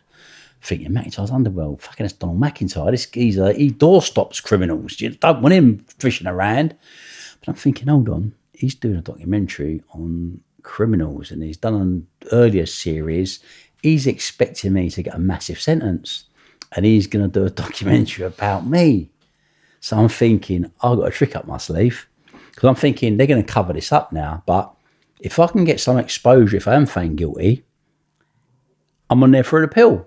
The world will know there's something gone wrong. Anyway, so arrange for him to come to the prison and visit me. Donald can't come to prison because like a month before, he's done some documentary about corrupt prison officers at Wandsworth. So they won't let him in. So the producer comes down to see me with a cameraman. I say, listen, this is what it is. So we're going back to trial in April. I said, you know, the best thing we can do is I've got a phone. Do you know what I mean? I'm going to speak to you guys. But what you can do is you can tell the story through my friends. And a very close group of my friends and, you know, family got involved in the documentary. So what he done was basically follow them all about 3.5 months telling this story. But me, of course, I was the puppet master. So poor Amber, she was coming to prison to visit me. And I had to tailor it because it got real emotion into the documentary. So all of a sudden, she's come to the prison. All of a sudden, I'm like, you don't believe what happened, babe? You don't believe what happened? You know, this envelope come under my cell door. And in it, all this thing about the customs. So she's gone back out to the camera. Today there was incriminating customs about the customs. So she's my voice to the camera, right? Without knowing she is, anyway. So all this stuff's being recorded, but the second trial's coming up now. Anyway, second trial approaches. I'm thinking, I'll do the same trick. Anyway, lo and behold, judge instructs, Mr. Pritchard will be handcuffed during evidence. Right? So I'm thinking, fuck, what am I do with this one? I'm in trouble there. Anyway, I think, right, okay. Anyway, all of a sudden, miraculously, a website comes up with all the papers on it.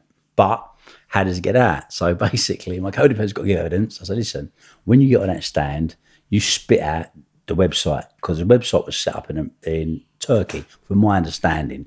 Anyway, he gets on there. He gives his evidence in chief, then starts rambling off his website. Anyway, the judge says, what's he saying? What's he saying?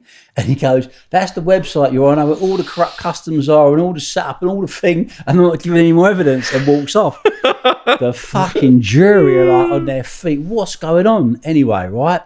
The judges, ignore what you've heard today. Do not go anywhere social media. Do not go any computer, this, that. Right, anyway, that night, again, miraculously, a pirate radio station happens to broadcast the name of the website.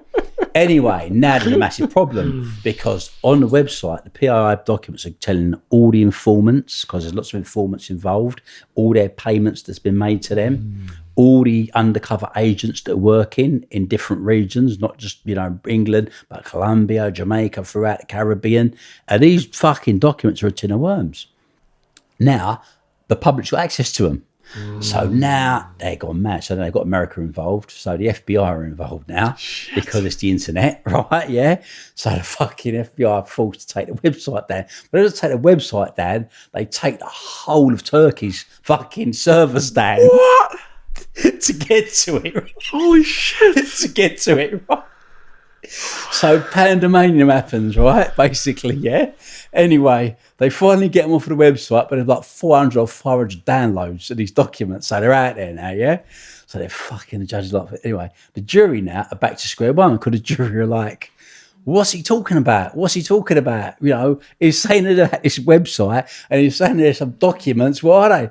So the judge now, he's getting strung out because he's already lost one trial because of them, right? And so he's thinking, he can't show them to the jury. He can't. So he said, okay, I'm going to share them with the co-defendants, but we already know what's up anyway. So that achieves nothing anyway. So when he comes back now, the prosecutor's come at me because I'm always the grand finale, aren't I, right? So he's coming at me, and I'm tiny. I've had 18 months on remand to read every document, and I've had him in little things like, I know he can't read the paper, but there's thousands of pages there. One of them was a numbers sheet, and the number sheet was phone calls made. I must have tried to call someone one day and I've pressed the wrong fucking number. One number out. And I thought, you know what? I guarantee this fucking guy is going to think I spoke to him, right? I know he's going to think that one. I know he's going to think it. So in my head, I've planned it, right? So when he's cross-examining me, going through the phone records, he's gone, do you know so-and-so? I said, no. This big smirk grin come over his face. You don't know so-and-so? I said, no. He's repeated it 3 times, right? Make a big thing of it. Then he come with this roll of paper to the clerk, give them all out to the jury. So I'm watching these 12 bits of paper go to the jury. Got him phone paper. Mr. Pritchard, I'm going to take you through these phone records. I said, please. Goes, you called so-and-so, so yes. You called so-and-so, so yes. So-and-so, so and then you called Mr. Thing, someone you don't know. I said, I don't know him, and that's not his phone number.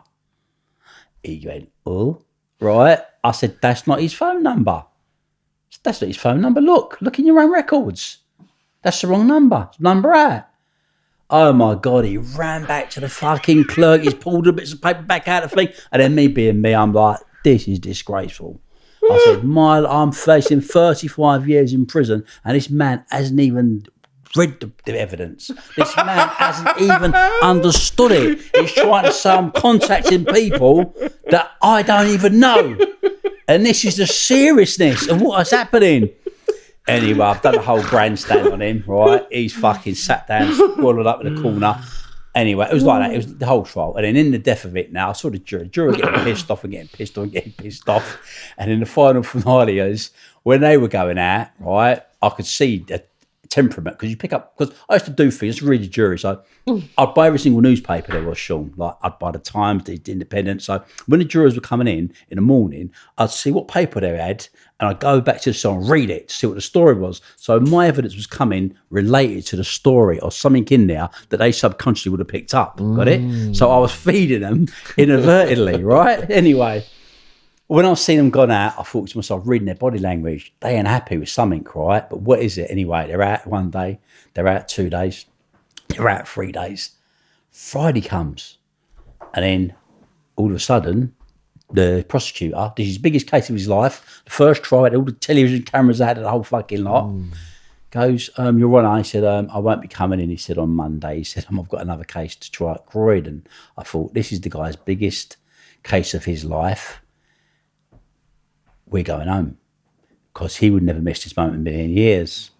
Anyway, then, and what he said was actually the judge said on Friday, there's tempers have raised in the jury room. Worst thing could have said means they're arguing, right? Yeah, and they're right. So we're going to have an early break on Friday, right? So I thought, that's it, bingo. Anyway, Monday morning comes, straight away I knew everyone's coming in their coats and jackets and hats. Because, you know, I'm thinking, these fuckers, we're going home anyway. He came back, savoured that moment. Do you know what I mean?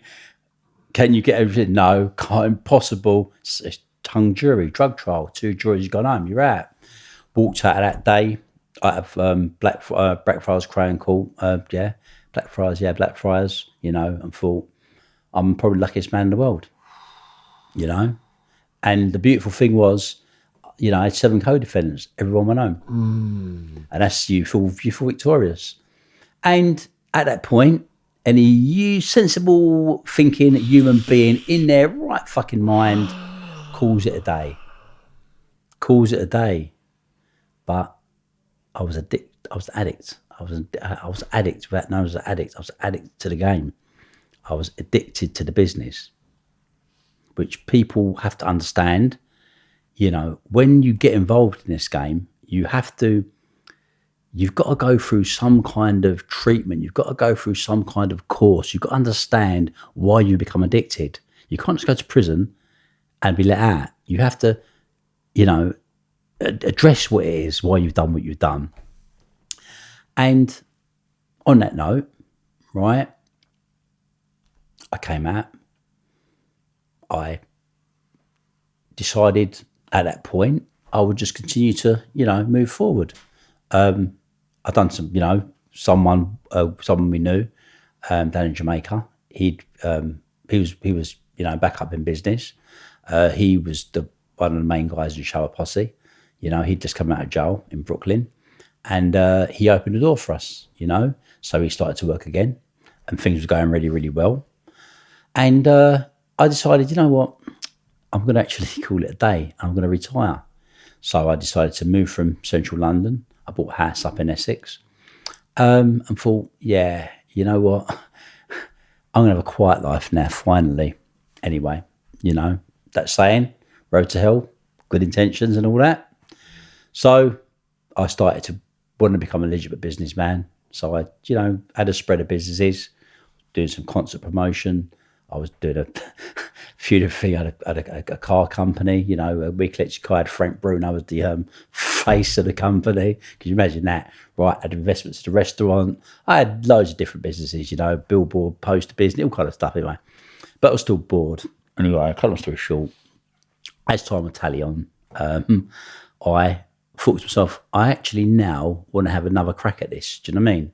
Right. Before you proceed, what's your relationship with your parents like at this point, and how old are you? Well, I'm getting older and older because I've come out of prison at 40.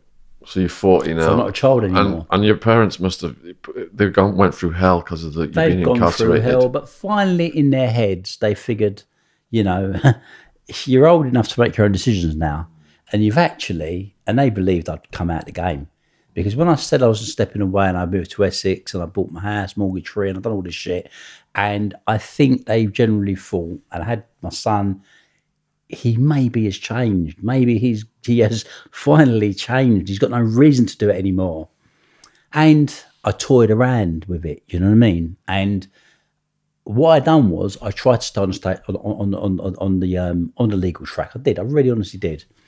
And I went to the degree, and this was my Achilles heel. I had a friend, someone I knew vaguely from the past, who then got into my circle. And I wasn't a big circle because I was around, you know, mums and dads. I was a family man at this point. Do you know what I mean? And that's what I think made me vulnerable at that time. And, you know, I'd said, right, I'm going to set up a film studio because I had a whole run with the film. And the film was basically, I'd done a mad vanity project. When I came out of jail, I had this thing, I am the great I am. And I thought, you know what, I want to fucking push it up the customs. So I'm going to write a book about this, right? And that was the worst thing I could have ever done because it did come back to bite me in the arse anyway. The story with that was sitting down, I had a 1-page synopsis, not even that. And I thought, right, what are the true crime publishers? I've got a list of 3 of them. Mainstream publishing, I think one was Warner Publishing, one was Blake's. I got a bit of paper, I put it in a fucking fax machine, I faxed it to 3 sets of people. I was sitting down, 9 o'clock at night, get a phone call, Bill Campbell. I'm like, He's gone, "Oh, my name's Bill Campbell, I own Mainstream Publishing." He said, "Mr. Pritchard, it's an amazing story." He said, "You know, I'd be interested in publishing a book." That's fine. I said, "Well, where are you?" He said, "We're in Edinburgh." I said, "Well, I'm not fucking going to go there." Do you know what I mean? He said, "That's fine." He said, "I'm coming down to London, so I'll come and meet you at the Groucho Club." Anyway, we turned up. I met him Monday morning, you know, pretty much knew the outline of the story anyway, and agreed a deal with a reasonable advance. But it was a project for me that I thought I'm going to use it to shove it in the customer's nose. Anyway, never written a book fucking before in my life, never written more than a letter from prison, you know? So I think I'm going to get a ghostwriter. So I had someone I know quite well, Norman Parker. He'd done 28 years, double murderer, wrote a few books when he was in prison. They done really well. Anyway, I said, "Norman, listen, mate, I've got a publishing deal. I've got to see you. I've got to do a book." Anyway, so I flew out to Valencia. He was living at the time. Literally 14 days, the book was written. Do you know what I mean? The quickest book in history. And in 24 days, it was finished and it was ready to go. So it was like, right. But the book was a vanity project and the book was content and it was written harshly in Norman's, you know, how Norman writes his book, which is his style, which is good. But it probably wasn't palatable for me. But also, you know, the story was this: I done this, I done that, I done that. Because that's the space I was in at that time. Anyway, that was out there. And even I had a situation where I remember going to Duncan Heath's office because I was introduced to him by his accountant, guy Kerrick Dosh. And Duncan Heath owns Independent, which is was the biggest independent agency for film actors. You know, looks after Guy Ritchie, all the big stars. He looks after them all, right? Producers, directors, everything. Anyway, so I went there with the concept of the story and thought, this can be a film, right? And I never forget, he gets one look at it and said, "You know what? This whole thing with the mixed race thing, you know, we just, you know, just don't get it. It's not a story that anyone's going to understand or anyone's going to really film they're going to want."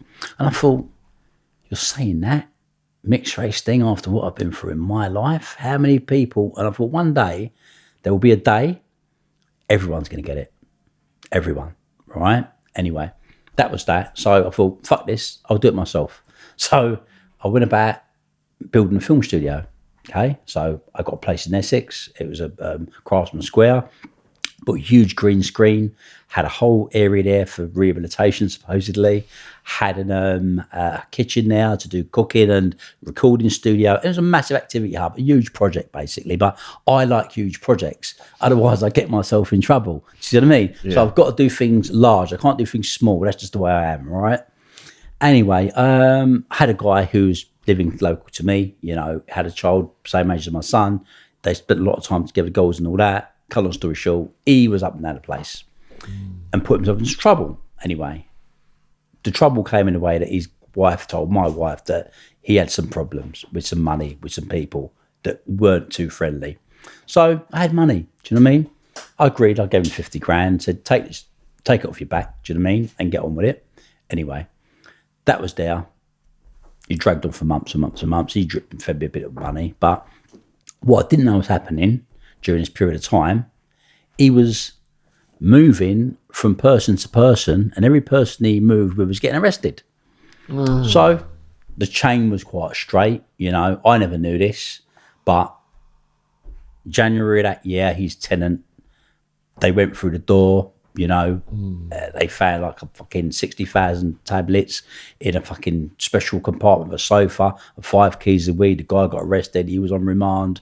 He didn't say a word about that. You know, in May, some poor guy, he went and met, put half a key of coke in the guy's car. The police had him under surveillance, you know, driving, picking up, putting the guy's car, the whole fucking 9 yards. As he leaves, the guy gets arrested. He drives off, doesn't say nothing about that. He fucks someone again in July. And then, of course, he's coming for me. But how it comes is like this. It's my own stupidity anyway. I blame myself, right? He came in, you know, and it was like, look, you know, he wants to graft. Things are coming up. Can I get work? I could have fucking said no. I could have said no. Do you know what I mean? But I said yes. Okay. So I brought that on myself, right? So I went, I arranged something, right? The morning of the thing, the one thing I did say to him, I can't have nothing to do with this because of my history and my past. I have to stay away from this. He turns up, morning of the fucking thing. The guy that's going to drive with him can't drive again. Can I drive behind him? I'm like, you crazy, man. I'm fucking half a ton of coke. They said I was trying to drive behind, like a few years ago, right? Anyway, I'm thinking, I can't let these people down. The people could drop things down there. Without that, we're fucked. Anyway, I say, right, this is the rule. I'm taking my Range Rover. I said, if any police are on the road or coming towards you, so I'm going to take them out with my Range Rover, right? I'm a criminal. Listen to me. 3 months, 4 months, 5 months, dangerous driving, or whatever the fuck they're going to do me for. Do you know what I mean? I know what it is. We'll take that, right? Anyway, so we drive down to this fucking place to collect this thing. When we drive down, everything seems normal. As we leave, get back on the motorway, smash, police cars coming out of nowhere behind him, flashing up its lights. So I'm seeing this fucking guy, he's driving, and I'm thinking, right, I've got to do what I've got to do. I'm drawn to this. So I come in behind the police car, go, Tim, right, he's gone. All of a sudden, this fucking guy pulls up in the lay-by with fucking coke in the back of the car. And I'm thinking to myself, what the fuck have you just done, bruv? I've just committed myself and took a police car out and put myself with you, and you've just pulled up in a lay-by with fucking coke in the back. Anyway, I've turned to go, bang, police was on me everywhere, right? So that was it. I was in the fucking Lions Den again. But anyway, so I arrive at Wandsworth, where I'd been previously. So as I get there at the fucking reception, he's tapping the computer, all of a sudden he's gone. He's looking up at the camera, he's gone, Pritchard, just a minute. Anyway, Screw comes down from upstairs, goes, all right, Pritchard. I remember you from, yeah. He said, you're not going to be here, he said. You're a category prisoner. The Home Officer on the phone, mate. Right, I said, we had to take you to the block, right? Anyway, the block's the only place they could put you if you're a category prisoner, prison cat K, because it's security place the prison. It's in the belly of the prison. You've got the gates and you've got the shields anyway. So I've gone down there, listen, they've gone, we're not going to punish you because it's not your fault you're a category prisoner, so you can have a telly, do you know what I mean? But you're going to be down there until the Home Office make a decision. Anyway, I know they're fucking doing looking for a space where they can send me. Anyway, so I'm down there. The governor comes down every day because when you're blocked, the girls check on you every day. So she's gone down there, and I thought myself, oh, fuck's sake. So day one, she's there, says she doesn't know if I'm going. I know I'm going.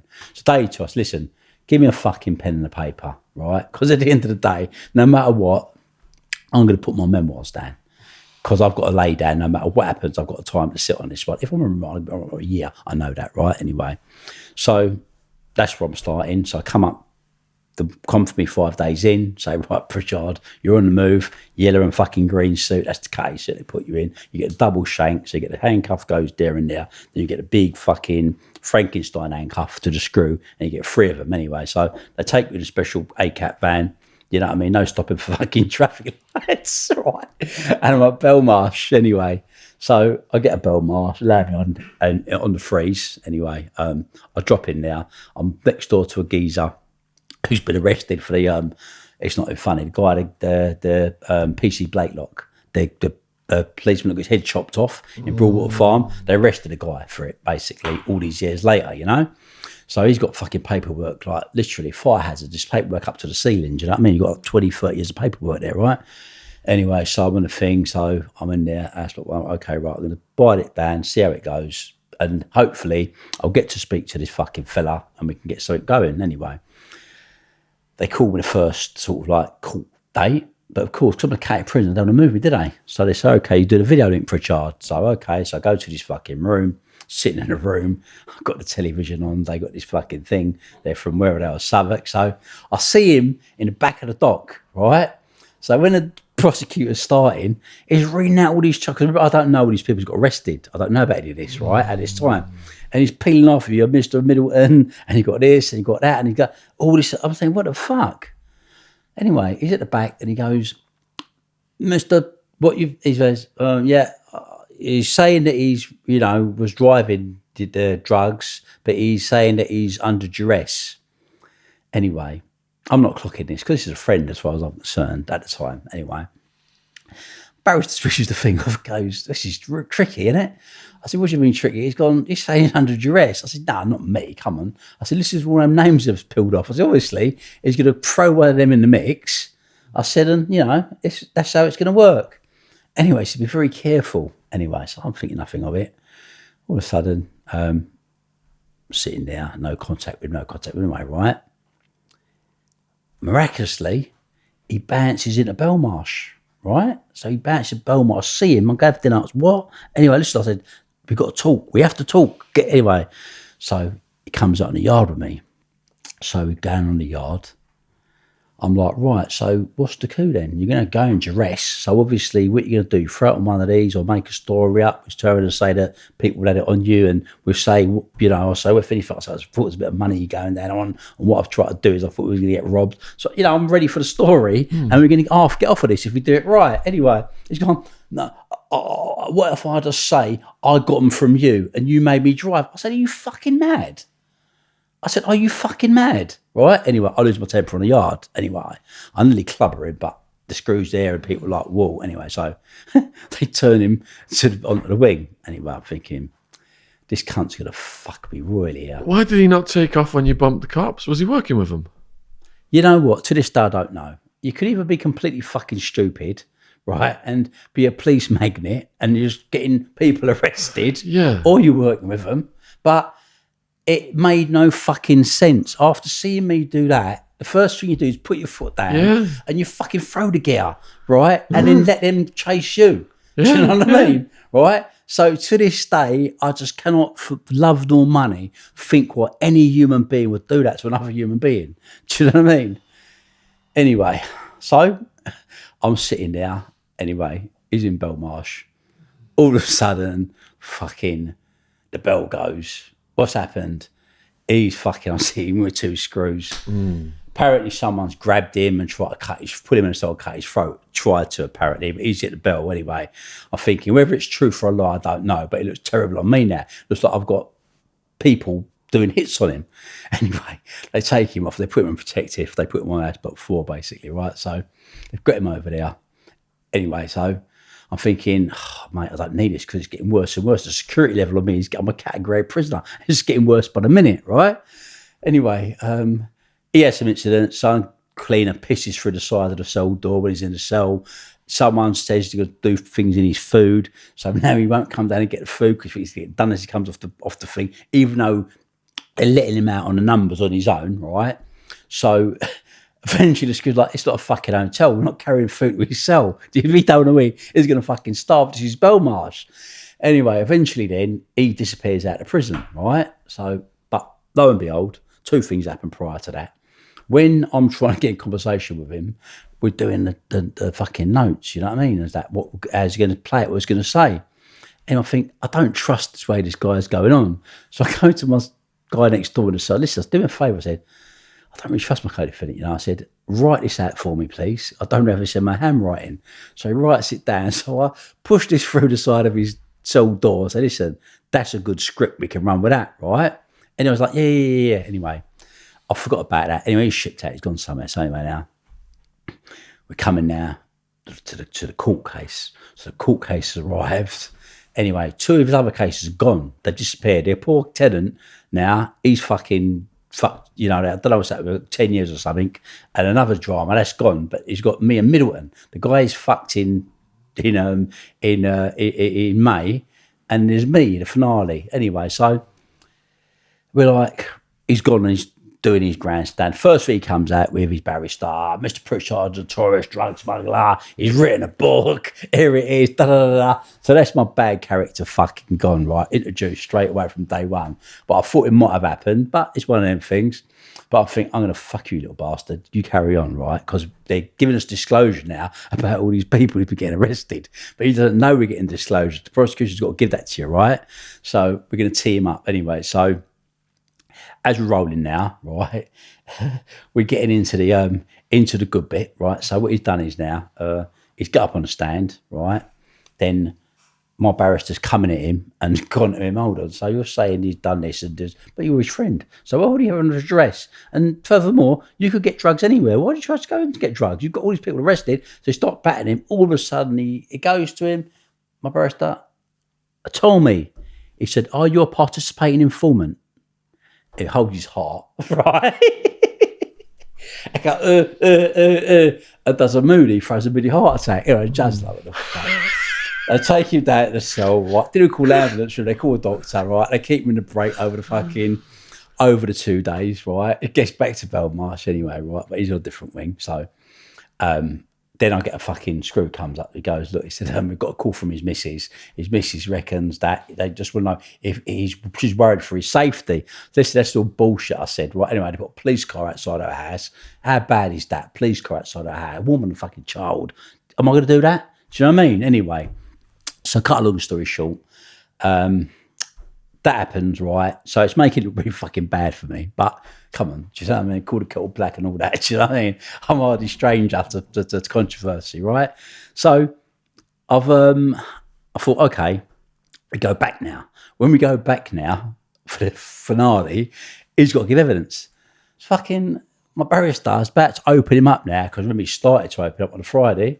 He comes out, we've looked at the jury, goes, I can't give any evidence because he's trying to get me murdered in prison. Guy dragged me in a cell, tried to cut my throat. Anyway, the judge calmed down, blah, blah, blah, right. Anyway, so we've called the jury out, come back in, my brother's gone, that jury's got to be dismissed. Right? He's refusing to give evidence and he's just put that, the judge goes, I'll tell him not to ignore it.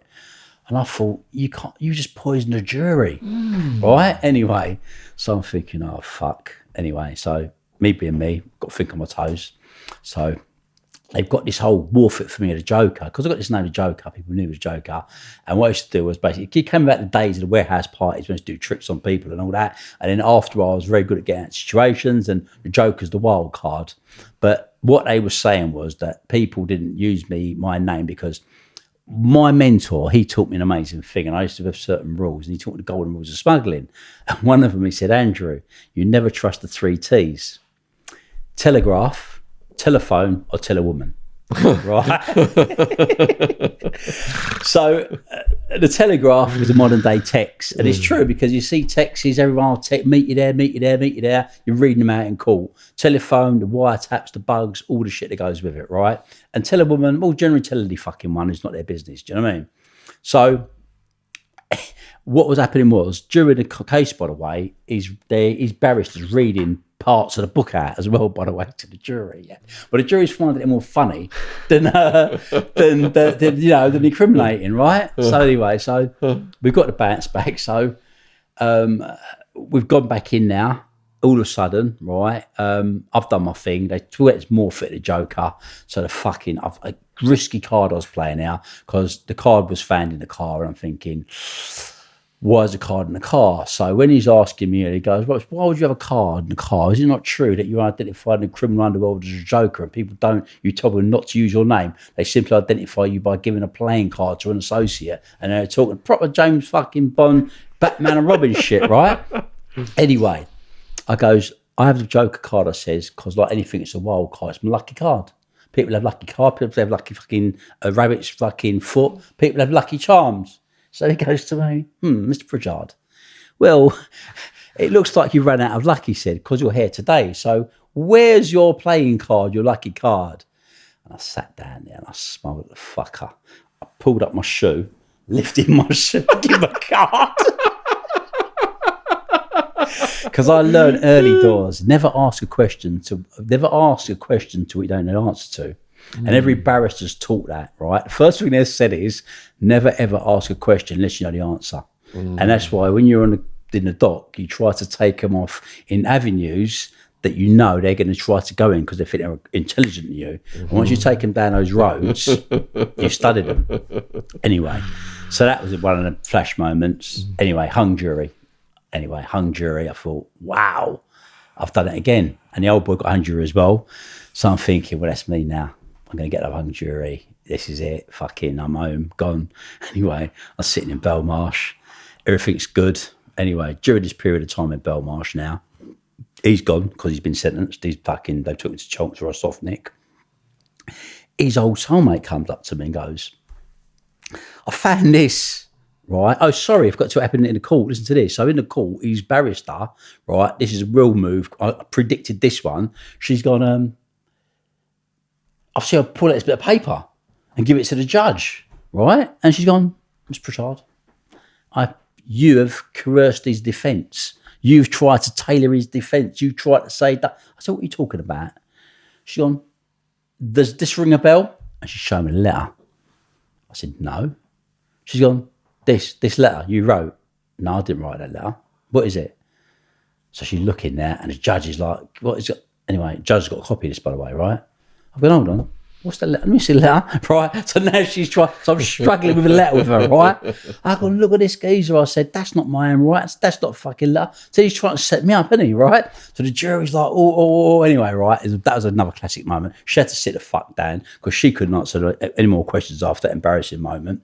Anyway, so after that turnout, they've come back, bang, hung jury, we're good to go, right? So sitting back in Belmarsh, sitting a few months, I get his co-defendant, that's what I was going with, turns up, goes to me, I've got this thing. I said, what's this? I'm looking at this fucking bit of paper and it's his handwriting and he's written a defence similar to what I was saying. So I'm thinking, fucking bingo, right? This is new evidence, right? I'm going to have this. Anyway, so I go to the screw with the cellmate. Listen, anyway, the screw, very upstanding man, one with the shining shoes and all that. He takes the thing, bangs us both up, puts it in an evidence bag, comes back, interviews both of us, takes it to the fucking Belmarsh security. They put it in the safe. They take it and put it in the safe. Anyway, that's sitting there for later. I'm waiting, going through the motions. Anyway, I phone my solicitor, getting to a week before trial now. Says, you haven't been up to see me, man. I know it's like we've got it down pad, but he said, I can't speak to you, Andrew. I said, what do you mean? He said, I can't speak to you. He said, I've been arrested. I said, what? He's gone, I've been arrested. I said, what do you mean you've been arrested? He said, I can't speak to you. They arrested me for that thing years ago and it's conflict of interest. I'm like, what the fuck am I going to do now? I'm like, hold on. So now I'm thinking, this is a big situation, right? So I get on the fucking phone, like, okay, let me get someone from his law firm because his firm before was closed down. So they go, no, sorry, we can't arrest you because if he becomes your co-defendant, he works for us. So, it can't work. Anyway, so now I'm trying to get solicitors, but now what's happening is the word's gone round. Fucking, they want him, mate. They're arrested solicitors and fucking barristers here, right? So, be careful, right? They're going for him. Anyway, finally I get a solicitor.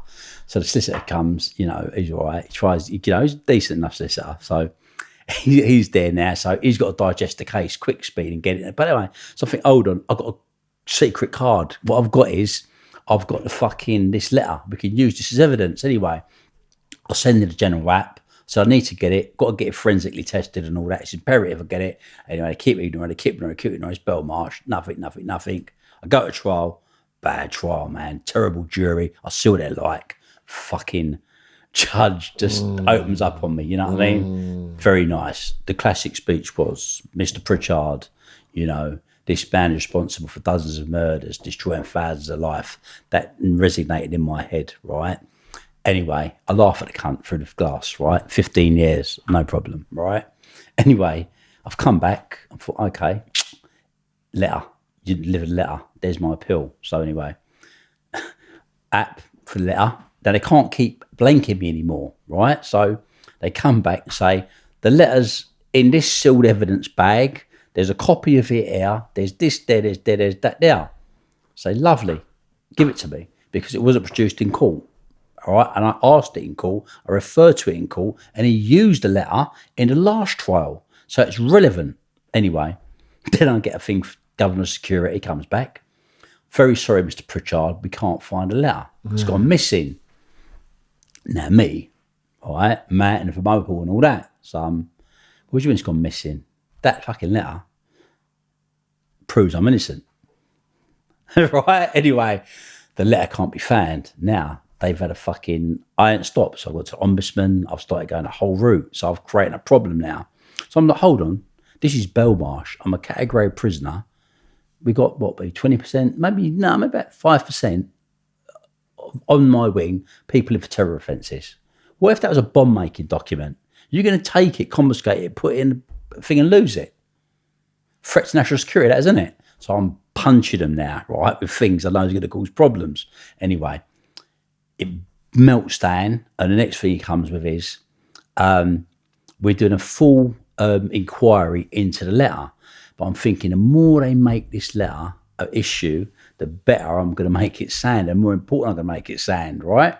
Anyway, so I keep bouncing this letter thing off of them. The governor comes and sees me. They've suspended this fucking security governor. I put him on some shitty job, right, for losing letter. But what's happened is, the truth of the matter was, the letters come, right?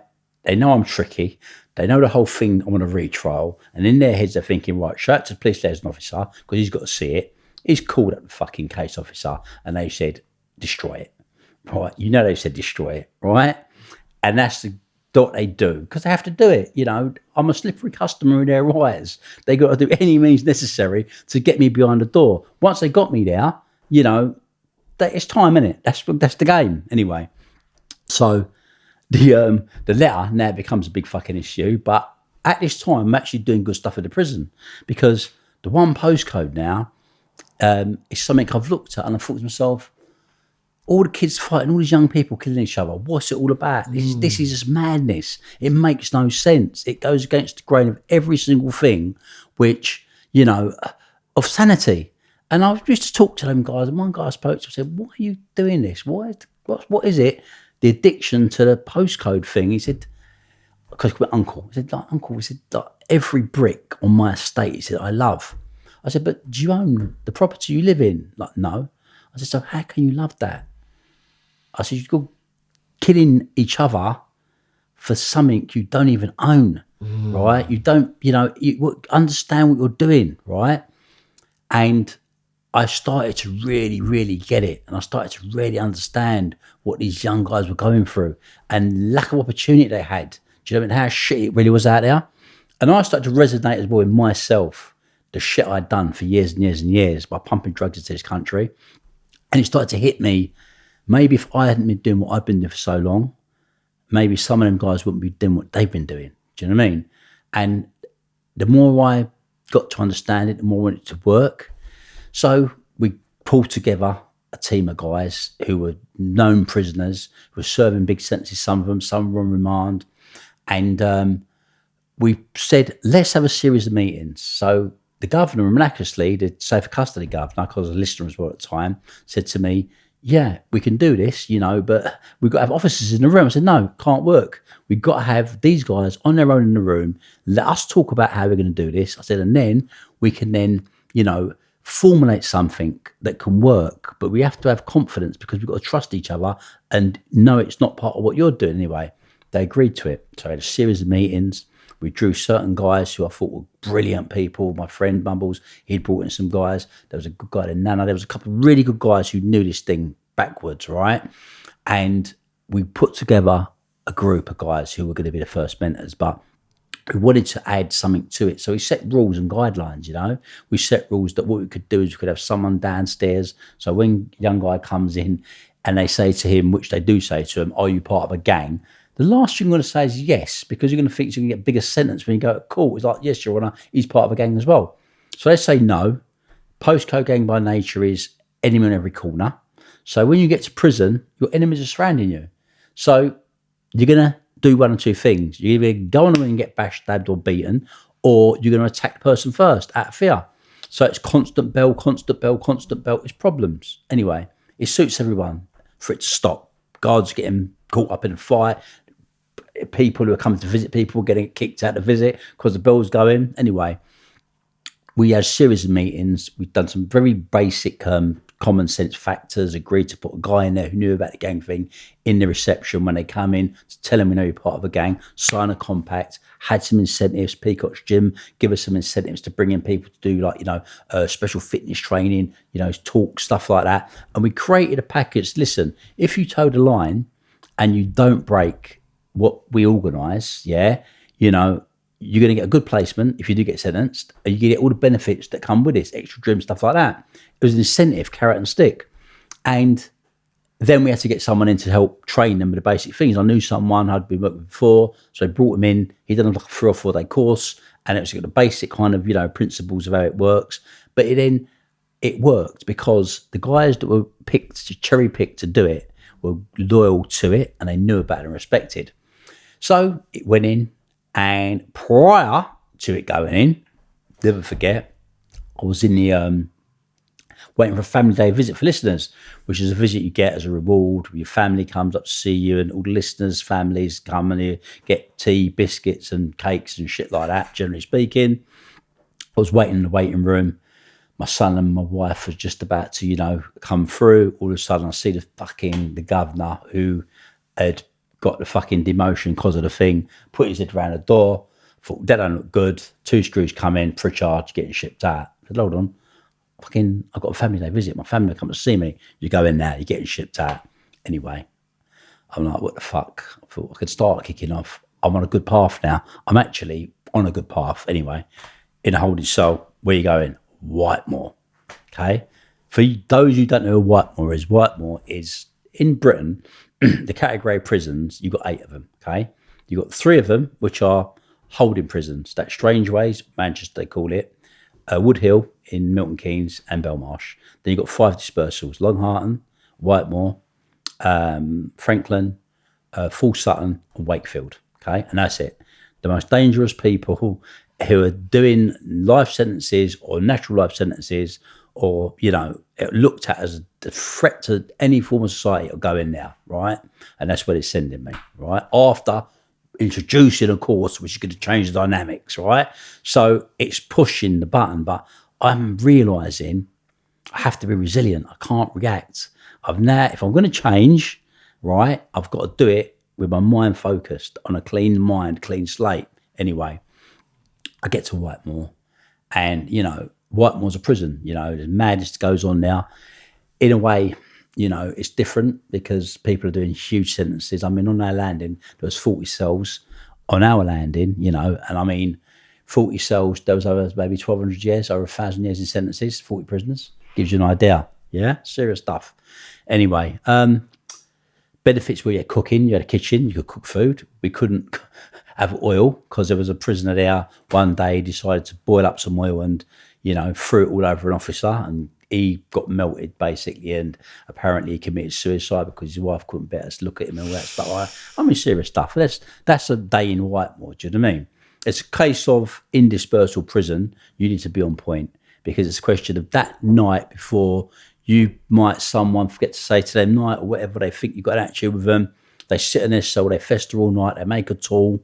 As that cell door opens in the morning, they stab you up. And that's the kind of jail it is. That can happen at any given time. So your routine. Before that bell opens, you've washed in the sink, you've got your trainers on, you're ready for anything coming through that door. That's not an environment to live in for anyone, man, animal or beast. It can't happen, right? And it's British prison. I was determined at that point to change because I knew it was easy for me to get sucked back in. Anyway, I went from there to a prison. I went to Wandsworth. I went to work activity sub in Wandsworth, and I started to learn how the prison system works. Because one told me one day, he said, you can't fight the system. He said, you can't beat the system. He said, you can learn the system, use it against the system. He said, and that's what you do with it, right? So I'd done that, and I watched carefully. So I got a job in the activities hub. I got a job at fucking Prospect Resettlement, and I'd done that. And I got down to a DCAT finally, and the greatest day came when I got a home leave. I got that home leave, and that was the hardest day of my life, man, because I went to see my mum, and this woman was a powerful woman. She was a woman of strength, and I saw her as she was a frail lady who had dementia, who was in this bed, and I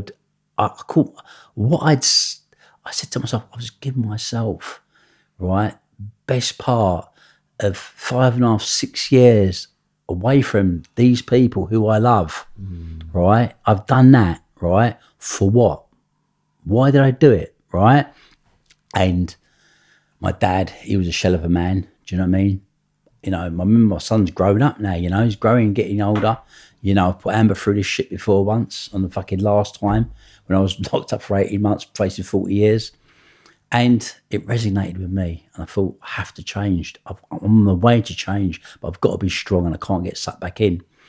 And, when I got released, not long ago, my mum died, very shortly after that. And then my dad followed him in 6 months. But You know what it was, right, Shaun? Had they died when I was in prison, I would have been a bitter man.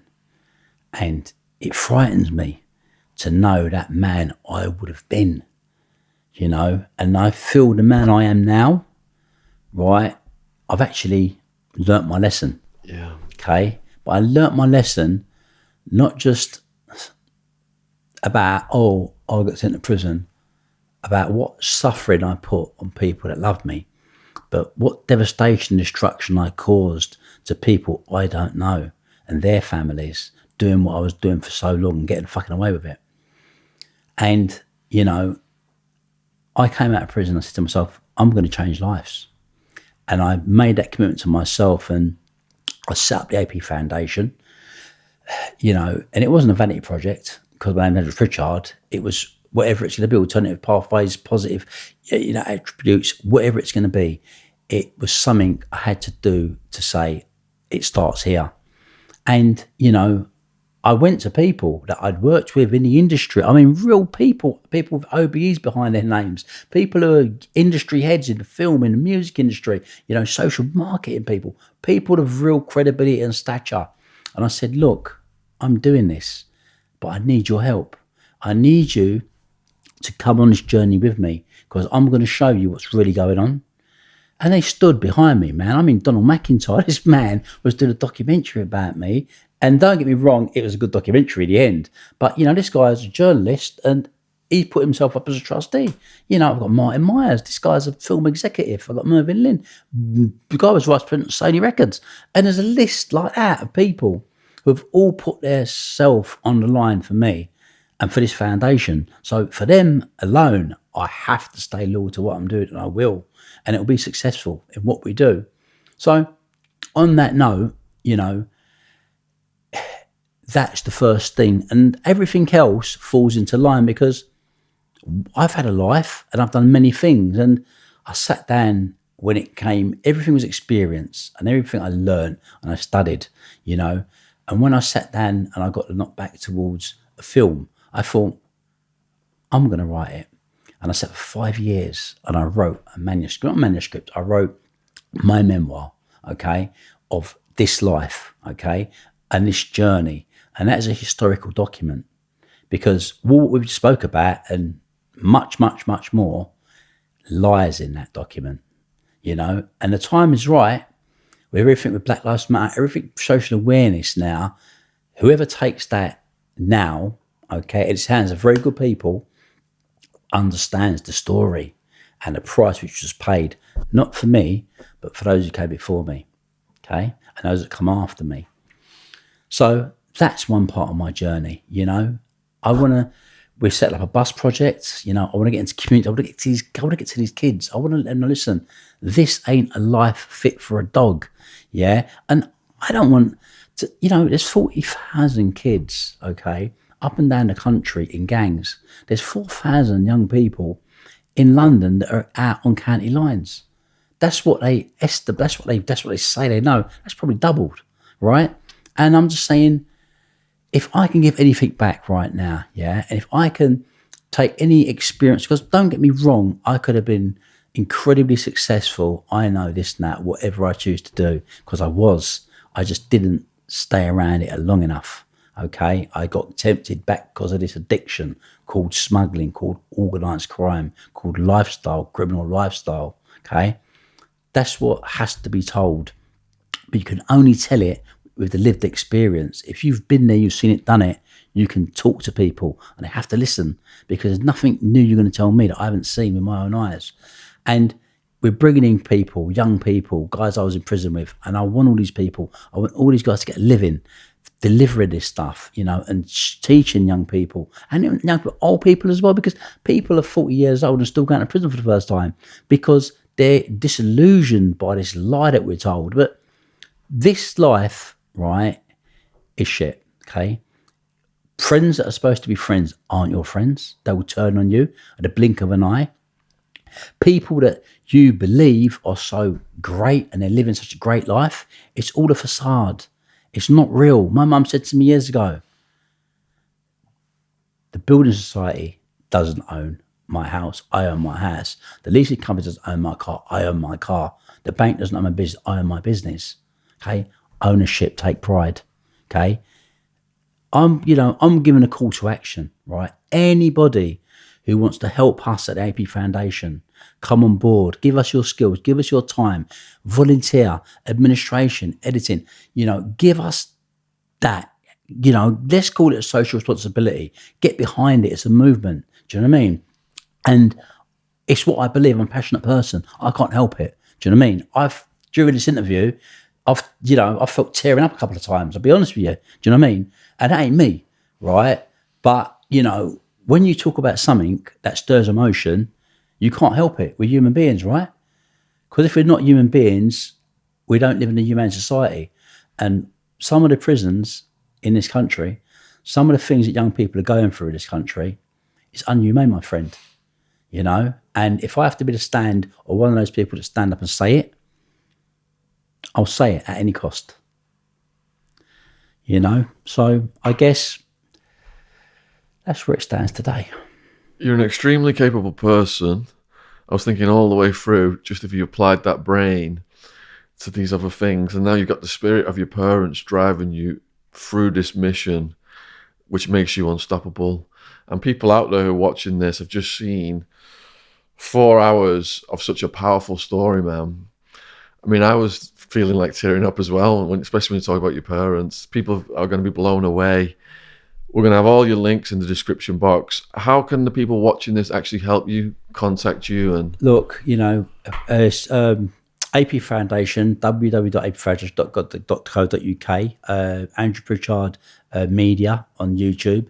There's content there. There's you can if you want to donate financially, you can donate financially towards one of our projects. I don't get paid. I don't want to get paid. I don't get a penny from any of this work I do for charity, okay? The charity is there to help people who need help, okay?